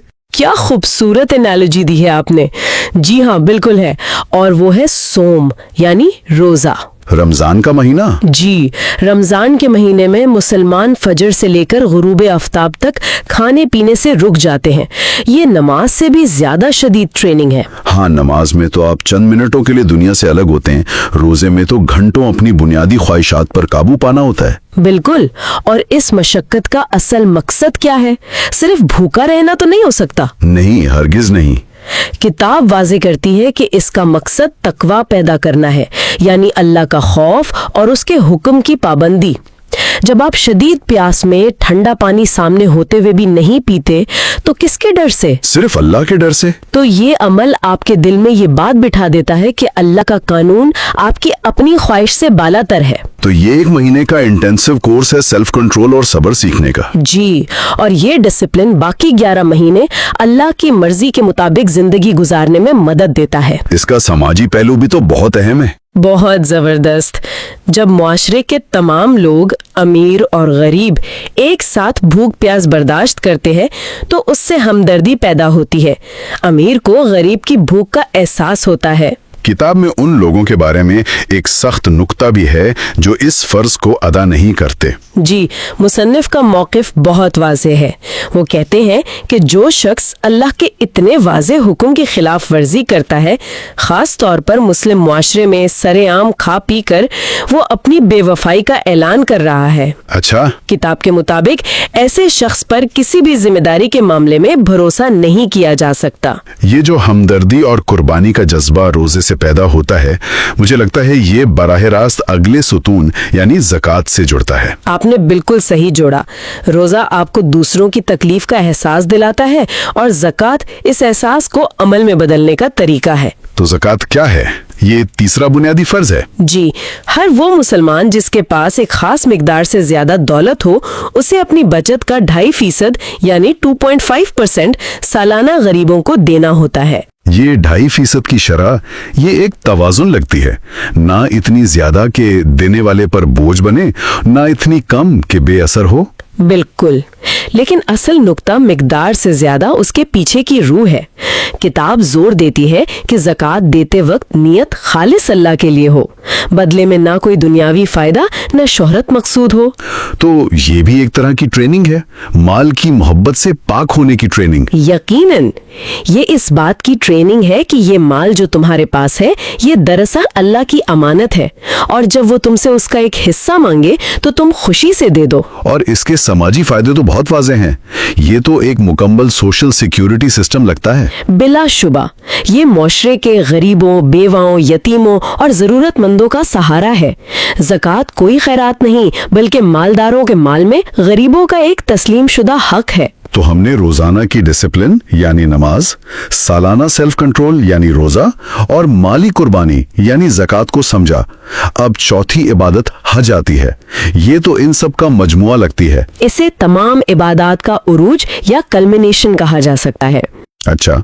हज यानी मक्का की ज़ियारत जिंदगी में एक बार उन लोगों पर फर्ज है जो इसकी इस्तिताअत रखते हैं। ये एक ऐसा सफ़र है जिसमें इंसान अपना घर, कारोबार, प्यारे सब कुछ छोड़कर सिर्फ एक मकसद के लिए निकलता है, अल्लाह के घर की ज़ियारत। जी, ये मोहब्बत का सबसे बड़ा अमली सबूत है। इसमें वक्त की कुर्बानी है, माल की कुर्बानी है और जिस्मानी मुशक्कत भी है। इसका एक फर्द की नफ्सियात पर क्या असर होता होगा जब लाखों लोग एक ही लिबास में एक ही कलमा पढ़ते हुए एक मरकज की तरफ बढ़ रहे हों? ये एक नाकाबिल तसव्वुर तजुर्बा है। वहाँ बादशाह और फकीर में कोई फर्क नहीं रहता। सबके तन पर 2 सफेद चादरें, یہ منظر انسان کے اندر سے تکبر اور نسلی تفاخر کو جڑ سے اکھاڑ دیتا ہے۔ صحیح۔ اسے اپنی حقیقت اور اللہ کی عظمت کا احساس ہوتا ہے۔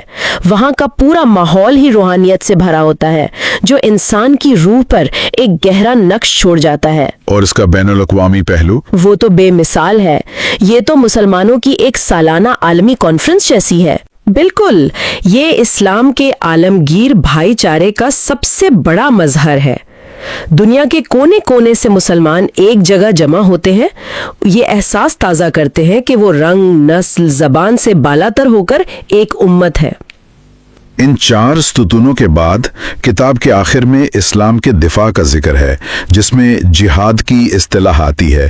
یہ ایک ایسا لفظ ہے جسے آج کل بہت غلط سمجھا جاتا ہے۔ جی، اور مصنف اس موضوع کو بہت احتیاط اور وضاحت سے پیش کرتے ہیں۔ وہ کہتے ہیں کہ اسلام کا دفاع بنیادی عقائد کا حصہ نہیں، لیکن یہ ایمان کے خلوص کا امتحان ہے۔ کیا مثال دیتے ہیں وہ کہتے ہیں کہ اگر آپ اپنے دوست کو دشمنوں کے حملے سے نہیں بچاتے تو آپ کی دوستی جھوٹی ہے۔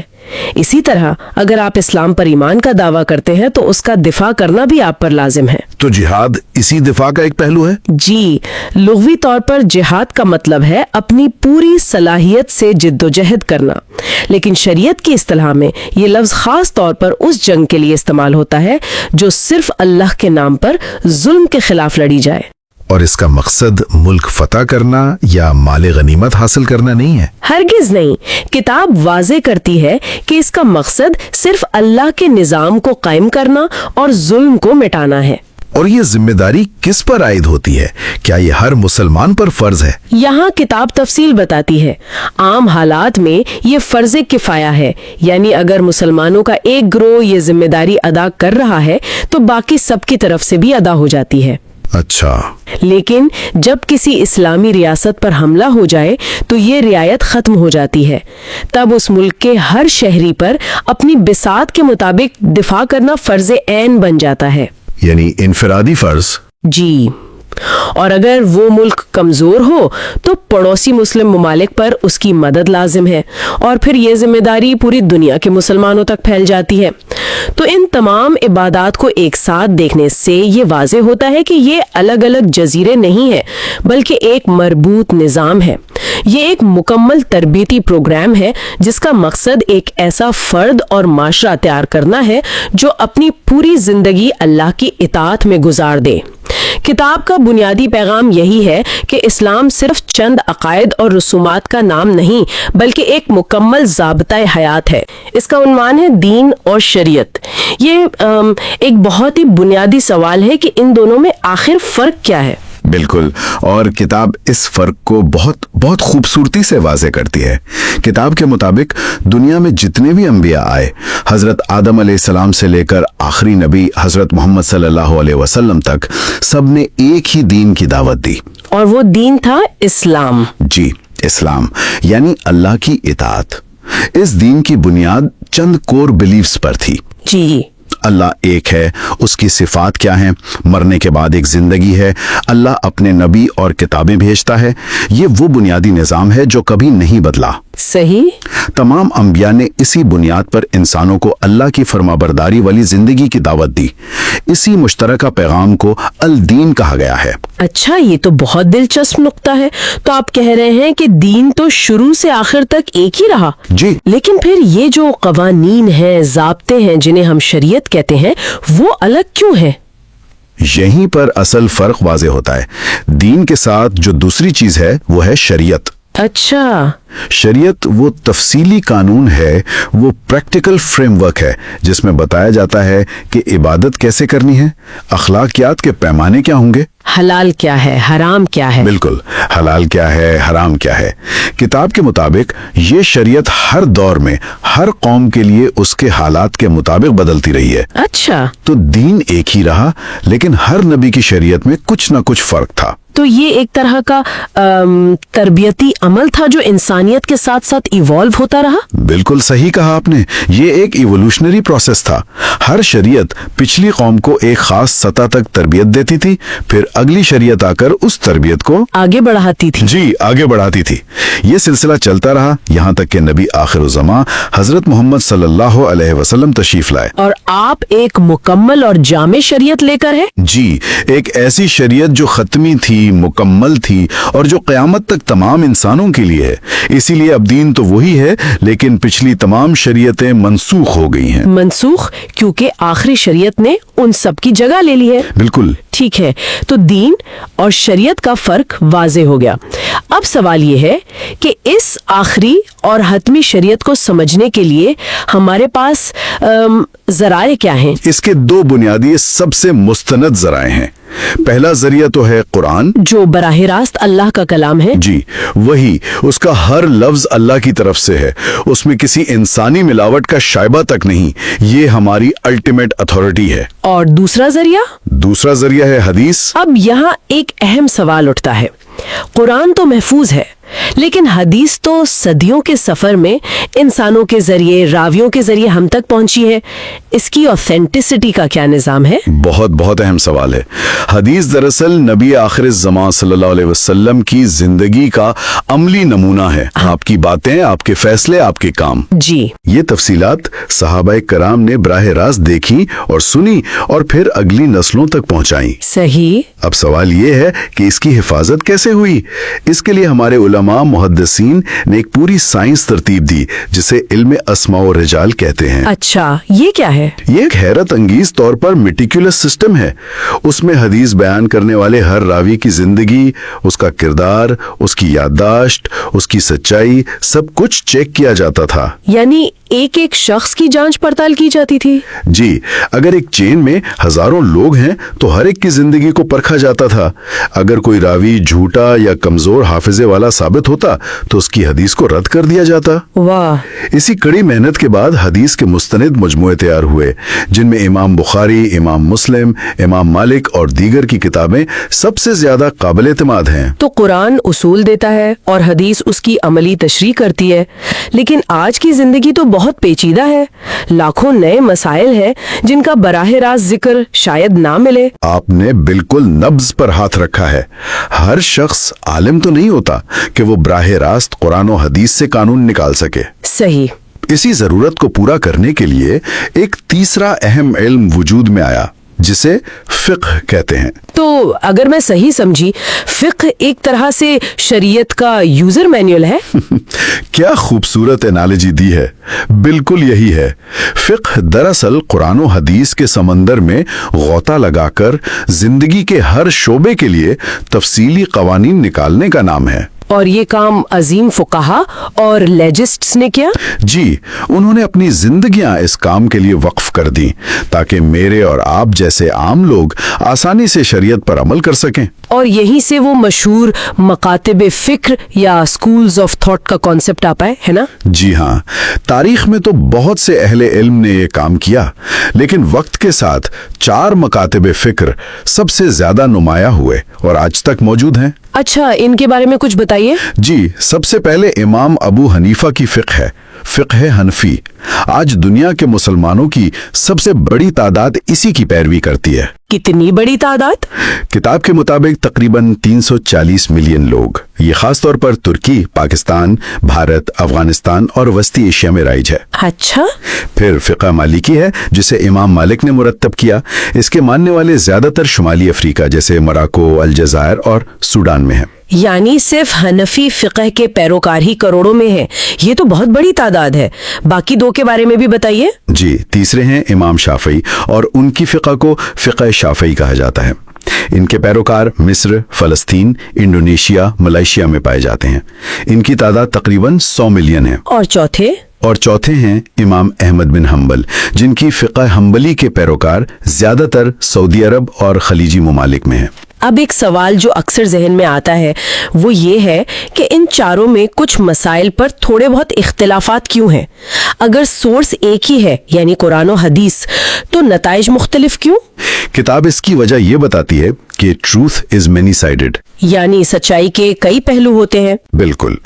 جب انتہائی ذہین اور دیانتدار لوگ ایک ہی متن کو پڑھتے ہیں تو وہ اپنی سمجھ، اپنے اصولوں سے مختلف نتائج اخذ کر سکتے ہیں۔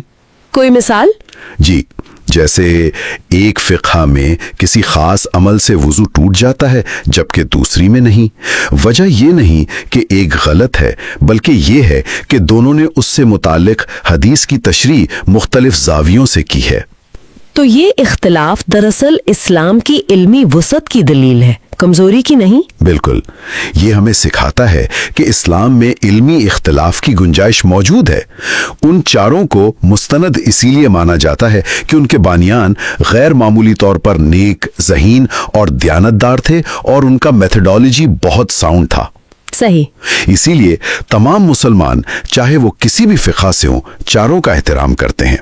یہ تو ہوگی قانون کی بات، یعنی ہمارے اعمال کا ظاہری ڈھانچہ، لیکن کیا صرف ڈھانچہ کافی ہے؟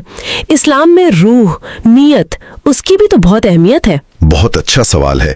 یہ ہمیں بحث کے اگلے حصے کی طرف لے جاتا ہے۔ دین کا جو روحانی پہلو ہے نا، اس کا تعلق تصوف سے ہے۔ اچھا۔ اگر فقہ جسم ہے تو تصوف اس کی روح ہے۔ فقہ ہمارے عمل کے ظاہر کو دیکھتی ہے جبکہ تصوف اس کے باطن یعنی اس کی اسپرٹ کو پرکھتا ہے۔ اسے کسی مثال سے واضح کریں گے؟ ضرور۔ جیسے جب ہم نماز پڑھتے ہیں تو فقہ یہ دیکھے گی کہ وضو ٹھیک تھا یا نہیں، قبلے کی سمت درست تھی، وقت پر نماز پڑھی، جی، اور رکعتیں پوری تھیں۔ یہ ظاہری شرائط ہیں۔ اور تصوف کیا دیکھے گا؟ تصوف یہ دیکھے گا کہ اس نماز میں اللہ پر دھیان کتنا تھا، خلوص کتنا تھا، عاجزی کتنی تھی، کیا اس نماز سے روح پاک ہوئی، اور اس کا ہمارے اخلاق پر کیا اثر پڑا؟ سب سے اہم، اس کا ہمارے کردار پر کیا اثر پڑا۔ تو اسلامی تصوف دراصل ہماری عبادت میں روح پھونکنے کا نام ہے۔ کتاب میں اس حوالے سے ایک بہت گہری مثال دی گئی ہے۔ جی، اور وہ مثال ان دونوں کے تعلق کو بہترین طریقے سے سمجھاتی ہے۔ کتاب کہتی ہے کہ ایک ایسی عبادت جو ظاہری طور پر بالکل ٹھیک ہو، یعنی فقہ کے مطابق درست، لیکن اس میں روح نہ ہو، جی، تصوف کے لحاظ سے ناقص ہو، وہ ایک ایسے خوبصورت انسان کی طرح ہیں جس کا کوئی کردار نہ ہو۔ اور دوسری طرف ایک ایسی عبادت جو جذبے اور روح سے تو بھری ہو لیکن اس کا طریقہ کار ہی غلط ہو، وہ ایک ایسے نیک کردار شخص کی طرح ہے جس کی شکل و صورت بگڑی ہوئی ہو۔ یہ مثال تو بہت طاقتور ہے۔ یعنی اسلام میں ظاہر اور باطن، فارم اور اسپرٹ، دونوں کا توازن ضروری ہے۔ بالکل، کسی ایک کو چھوڑ کر دوسرا ادھورا۔ لیکن تاریخ میں ہم نے دیکھا ہے کہ تصوف کے نام پر بہت سی ایسی چیزیں بھی شامل ہو گئیں جن پر تنقید ہوتی ہے۔ کتاب اس بارے میں کیا کہتی ہے؟ کتاب اس حقیقت کو تسلیم کرتی ہے۔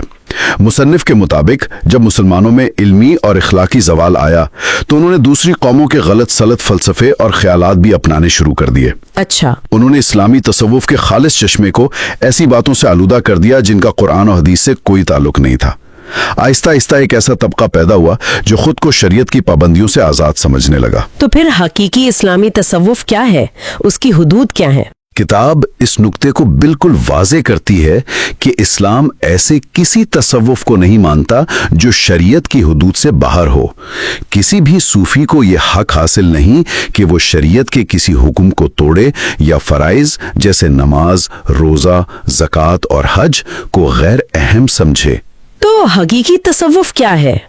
حقیقی تصوف تو اللہ اور اس کے رسول محمد صلی اللہ علیہ وسلم سے شدید بے پناہ محبت کا نام ہے، اور محبت کا پہلا تقاضا اطاعت ہے۔ یعنی جو شخص اللہ کے احکامات سے منہ موڑتا ہے اس کا محبت کا دعویٰ جھوٹا ہے؟ جی، صرف ایک دھوکہ ہے۔ حقیقی تصوف شریعت کی پابندی میں ہی نکھرتا ہے، اس سے آزاد ہو کر نہیں۔ آخری باب کا جائزہ لے رہے ہیں۔ جی، اور یہ باب اسلام کی پوری تصویر کو آپ کہہ سکتے ہیں کہ مکمل کرتا ہے۔ یعنی شریعت کے اصول۔ پوری کتاب کو سمجھنے کے بعد ذہن میں ایک سوال ابھرتا ہے کہ آخر اسلام کس قسم کا انسان بنانا چاہتا ہے، کیسا معاشرہ چاہتا ہے؟ اور مصنف کے مطابق اس کا جواب اسی خاکے میں شریعت کے ان اصولوں میں چھپا ہے۔ तो आइए इसको जरा गहराई से देखते हैं। बिल्कुल, लेकिन शुरू करने से पहले ये समझना जरूरी है, जैसा कि किताब में भी वाज़ेह किया गया है, कि शरीयत का तस्वुर आम तौर पर बहुत गलत किया जाता है। हाँ, अक्सर लोग इसे सिर्फ सजाओं और पाबंदियों का एक मजमुआ समझते हैं, जबकि मुसन्निफ कहते हैं कि ये एक मुकम्मल कोड ऑफ लाइफ है, जिंदगी गुजारने का एक पूरा ज़ाब्ता, जिसका मकसद इंसान की भलाई है। बिल्कुल, और एक मुतवाज़िन इंसाफ पर मबनी मुआशरा कायम करना है। ये एक रोड मैप की तरह है। तो आइए इस रोड मैप के पहले हिस्से द प्रिंसिपल्स ऑफ द शरिया से आगाज करते हैं। जी। बाप की शुरुआत एक बहुत बुनियादी ख्याल से होती है कि खुदा ने इंसान को बेशुमार सलाहियतें दी हैं, जैसे अक्ल, इरादा और जमीन के वसाइल। हाँ, और अगर उनका सही इस्तेमाल हो तो जिंदगी बेहतर होती है, और गलत इस्तेमाल हो तो जाहिर है तबाही आती है। जी, और मुसन्निफ यहाँ दो किस्म के लोगों में फर्क करते हैं। एक वो हैं जो जानबूझकर अपनी अना या मफाद की खातिर उन सलाहियतों का गलत इस्तेमाल करते हैं। अच्छा। और दूसरे वो लोग हैं जो मुखलिस तो हैं, लेकिन लाइल्मी की वजह से सही और गलत में फर्क नहीं कर पाते और भटक जाते हैं। तो शरीयत का मकसद उन दूसरे लोगों की रहनुमाई करना है। बिल्कुल, ताकि वो गलतियां करके सीखने यानी ट्रायल एंड एरर के तवील और तकलीफ दे अमल से बच जाएं। ये तो एक यूजर मैनुअल वाली बात हो गई। हाँ बिल्कुल, जैसे किसी मशीन को बनाने वाला ही सबसे बेहतर जानता है कि वो कैसे चलेगी। किताब में इस नुक्ते को समझाने के लिए नस्ली इम्तियाज यानी कलर डिस्क्रिमिनेशन की एक बहुत ताकतवर मिसाल दी गई है। ये बात मुझे बहुत दिलचस्प लगी। जी, मुसन्निफ कहते हैं कि शरीयत ने तो पहले दिन से ही ऐलान कर दिया कि तमाम इंसान बराबर हैं, किसी को रंग, नस्ल या जुबान की बुनियाद पर कोई बरतरी हासिल नहीं। जबकि इंसानी अक्ल को ये समझने में सदियां लग गईं। सदियां लग गईं, लाखों इंसानों की जानें गईं, बेतहाशा जुल्म हुआ, और फिर कहीं जाकर दुनिया इस नतीजे पर पहुंची जो इस्लाम ने 1400 साल पहले बता दिया था। तो शरीयत का जौहर यही है कि वो इंसान को ऐसे मुहलिक तजुर्बात से बचाती है। बिल्कुल, ये एक हिफाजती ढांचा है। अब देखते हैं कि ये ढांचा अमली तौर पर हुकूक और फराइज को कैसे तरतीब देता है। किताब में इसे 4 बड़ी कैटेगरीज में तकसीम किया गया है। जी, और ये तकसीम बहुत मंतकी है। इससे हमें समझ आता है कि एक फर्द की जिम्मेदारियां किस किस दायरे में फैली हुई हैं। तो पहला हिस्सा है द राइट्स ऑफ गॉड यानी अल्लाह के हुकूक। जी। जब हम ये सुनते हैं तो जहन में आता है कि ये बहुत सख्त और गैर लचकदार उसूलों की कोई फहरिस्त होगी। बज़ाहिर ऐसा ही लगता है, लेकिन मुसन्निफ इसकी जो तस्वीर पेश करते हैं वो बहुत मुख्तलिफ है। बुनियादी तौर पर 4 हुकूक बयान किए गए हैं। कौन से हैं वो? पहला, सिर्फ अल्लाह पर ईमान लाना, ला इलाहा इल्लल्लाह। दूसरा, उसकी भेजी हुई हिदायत यानी नबी और किताब को दिल से कबूल करना। ठीक है। तीसरा, उसकी मुकम्मल इताअत करना। और चौथा, सिर्फ उसी की इबादत करना, नमाज, रोजा वगैरह। ये बुनियाद है। अच्छा, ये तो बुनियाद हो गई, लेकिन जो बात मुझे हैरानकुन लगी वो ये थी कि इन हुकूक को अव्वलीन हैसियत देने के बावजूद शरीयत उन पर अमल दरामद में एक गैर मामूली तवाजुन का मुजाहरा करती है। आपने बिल्कुल सही नुक्ता पकड़ा है। यही इस निज़ाम की खूबसूरती है। किताब के मुताबिक ये तजाद नहीं बल्कि हकीकत पसंदी है। मकसद इंसान पर नाकाबिले बर्दाश्त बोझ डालना नहीं है, बल्कि उसकी जिंदगी को आसान बनाना है। बिल्कुल। मिसाल के तौर पर नमाज दीन का सुतून है, लेकिन पानी ना मिले तो तयम्मुम की इजाजत है। बीमार या मुसाफिर है तो नमाज कसर कर सकते हैं। जी। रोजा फर्ज है, लेकिन बीमार, मुसाफिर या हामिला औरत को छूट है। ज़कात तभी फर्ज है जब आपके पास एक निसाब से ज्यादा माल हो, ताकि आप खुद मोहताज ना हो जाएं। बिल्कुल।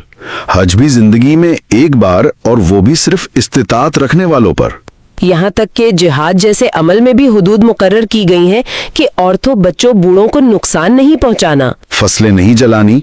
तो उसूल ये नजर आता है कि खुदा के हुकूक भी इंसान के अपने या दूसरे इंसानों के हुकूक को कुचलने के लिए नहीं है। सही।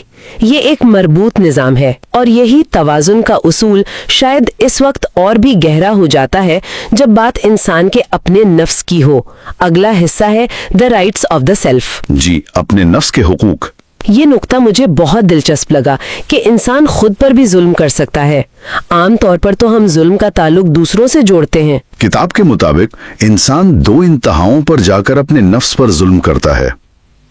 ایک انتہا یہ ہے کہ وہ اپنی خواہشات کا غلام بن جائے، ہر حد پار کر دے۔ جی، جیسے کوئی شخص شراب یا جوئے میں اپنی صحت، مال، عزت سب کچھ تباہ کر دیتا ہے۔ وہ وقتی لذت کے لیے اپنا مستقبل برباد کر رہا ہوتا ہے۔ یہ اپنے نفس پر ظلم ہے۔ اور دوسری انتہا کیا ہے؟ دوسری انتہا ہے رہبانیت، یعنی روحانیت کے نام پر دنیا کو مکمل طور پر ترک کر دینا اور اپنے جسم کے بنیادی حقوق بھی ادا نہ کرنا۔ اچھا کھانا نہ کھانا، اچھا لباس نہ پہننا۔ ہاں، اور جائز خواہشات کو بھی سختی سے کچل دینا۔ مصنف کے مطابق یہ بھی اتنا ہی بڑا ظلم ہے جتنا خواہشات کی غلامی۔ تو اسلام کا راستہ ان دونوں انتہاؤں کے درمیان ہے۔ بالکل، وہ کہتا ہے کہ آپ کی خواہشات فطری ہیں، انہیں دبائے نہیں بلکہ ایک منظم اور پاکیزہ دائرے میں پورا کریں۔ اسی لیے جنسی خواہش کے لیے نکاح کا ادارہ بنایا گیا ہے۔ بالکل، یہ نقصان دہ چیزوں سے روکتا ہے لیکن پاک اور صحت بخش چیزوں سے لطف اندوز ہونے کی حوصلہ افزائی کرتا ہے۔ خود کو اذیت دینا یا خودکشی کرنا تو سب سے بڑا گناہ قرار دیا گیا ہے۔ جی، کیونکہ آپ کی زندگی اور آپ کا جسم آپ کے پاس خدا کی امانت ہیں۔ آپ اس کے مالک نہیں ہیں، صرف امین ہیں۔ یہ امانت کا تصور بہت گہرا ہے۔ تو خدا کے حقوق اور اپنے نفس کے حقوق کے بعد اب ہم سماجی دائرے میں داخل ہوتے ہیں۔ تیسرا حصہ ہے the rights of other men، دوسرے انسانوں کے حقوق۔ یہ ایک بہت وسیع موضوع ہے۔ شریعت اس میں توازن کیسے قائم کرتی ہے؟ مصنف اسے دو پہلوؤں سے دیکھتے ہیں، منفی پابندیاں یعنی نیگیٹو ریسٹرکشنز اور مثبت ہدایات یعنی پازیٹیو انجنکشنز۔ اچھا، یعنی ایک طرف وہ کام ہے جن سے روکا گیا ہے اور دوسری طرف وہ جنہیں کرنے کا حکم دیا گیا ہے۔ بالکل۔ تو پہلے منفی پابندیوں کی بات کرتے ہیں۔ ان کے پیچھے کیا منطق ہے؟ ان تمام پابندیوں میں جو مشترک بات ہے وہ یہ ہے کہ یہ دوسروں کے حقوق کی پامالی کرتی ہیں۔ جیسے قتل سے جینے کا حق چھن جاتا ہے، چوری سے اس کی ملکیت کا حق، جھوٹ، غیبت اور تہمت سے اس کی عزت کو نقصان پہنچتا ہے، اور رشوت اور سود سے پورے معاشرے کا معاشی استحصال ہوتا ہے۔ جی، اور زنا سے خاندانی نظام تباہ ہوتا ہے۔ تو یہ تمام پابندیاں معاشرے کو انتشار اور ظلم سے بچانے کے لیے ہیں۔ ٹھیک ہے، یہ ڈونٹس تو سمجھ میں آتے ہیں، لیکن معاشرے کو فعال طور پر بہتر بنانے کے لیے کتاب کیا ڈوز یا مثبت ہدایات دیتی ہے؟ یہ بہت اچھا سوال ہے۔ مصنف کے مطابق شریعت اسے ایک اجتماعی نظام میں ڈھال دیتی ہے جس کی پہلی اور سب سے اہم اکائی ہے خاندان۔ کتاب خاندان کو تہذیب کی پہلی نرسری کہتی ہے۔ جی، اور اس نرسری کو مستحکم رکھنے کے لیے کتاب فنکشنل ڈسٹریبیوشن یعنی فرائض کی تقسیم کا ایک تصور پیش کرتی ہے۔ یہ تصور آج کل کافی زیر بحث رہتا ہے۔ کتاب اس کی کیا توجیہ پیش کرتی ہے؟ مصنف اسے ایک فطری سماجی ڈھانچے کے طور پر پیش کرتے ہیں۔ وہ اسے ذمہ داریوں کی تقسیم کہتے ہیں، نہ کہ قابلیت کی۔ ان کے مطابق مرد پر معاشی ذمہ داریاں اور خاندان کی حفاظت کا بوجھ ڈالا گیا ہے تاکہ عورت کو معاشی فکر سے آزاد کیا جا سکے۔ جی، تاکہ وہ گھر کے انتظام اور بچوں کی تعلیم و تربیت جیسے انتہائی اہم کام پر پوری توجہ دے سکے۔ ٹھیک ہے۔ خاندان کے بعد رشتہ داروں کے حقوق آتے۔ وراثت کا قانون ایسا بنایا گیا ہے کہ دولت چند ہاتھوں میں جمع نہ ہو بلکہ سب میں تقسیم ہو۔ اور پھر وسیع معاشرہ یعنی پڑوسی، دوست اور عام لوگ، ان کے لیے ایک دوسرے کی مدد، خاص طور پر غریبوں اور ضرورت مندوں کا خیال رکھنے کا حکم ہے۔ فضول خرچی اور دکھاوے سے اسی لیے منع کیا گیا ہے کہ جو دولت ایک شخص اپنی شان و شوکت پر خرچ کر رہا ہے اس سے ہزاروں کی ضرورت پوری ہو سکتی ہے۔ بالکل۔ پھر امت کی سطح پر اخلاقی نظام کی حفاظت کے لیے کچھ اصول ہیں، جیسے حیادار لباس اور مرد اور عورت کے درمیان ایک باوقار فاصلہ۔ یہاں ایک بہت دلچسپ نقطہ دوسری قوموں کے ساتھ تعلقات کے حوالے سے ہے۔ کتاب علم حاصل کرنے اور ثقافتی نکالی میں فرق کرتی ہے۔ جی، مصنف بہت واضح طور پر کہتے ہیں کہ دوسری قوموں سے علم، سائنس اور ٹیکنالوجی سیکھنے کی نہ صرف اجازت ہے بلکہ حوصلہ افزائی کی گئی ہے، لیکن ان کی تہذیب کی آنکھیں بند کر کے نکالی کرنے سے منع کیا گیا ہے۔ ان کے مطابق یہ احساس کمتری کی علامت ہے اور یہ کسی قوم کی اپنی شناخت کو تباہ کر دیتی ہے۔ اچھا، یہاں ایک ایسا حصہ آتا ہے جس نے مجھے واقعی چونکا دیا۔ چوتھا اور آخری اصول، the rights of all creatures، تمام مخلوقات کے حقوق۔ جب میں نے یہ پڑھا تو مجھے لگا کہ میں کوئی جدید ماحولیاتی منشور پڑھ رہی ہوں. 1400 سال پرانی تعلیمات میں یہ تصور. یہ واقعی اپنے وقت سے بہت آگے کا تصور ہے. اس کا بنیادی نقطہ یہ ہے کہ انسان کو زمین پر موجود تمام چیزوں پر اختیار تو دیا گیا ہے، لیکن یہ اختیار مطلق العنان بادشاہ کا نہیں بلکہ ایک امین یا ٹرسٹی کا ہے. آپ ان چیزوں کے مالک نہیں ہیں. جی، آپ جیسے چاہیں انہیں استعمال نہیں کر سکتے. کتاب میں بہت واضح مثالیں ہیں. جانوروں کو صرف ضرورت جیسے خوراک کے لیے استعمال کیا جا سکتا ہے. محض تفریح کے لیے انہیں مارنا منع ہے. سختی سے منع ہے.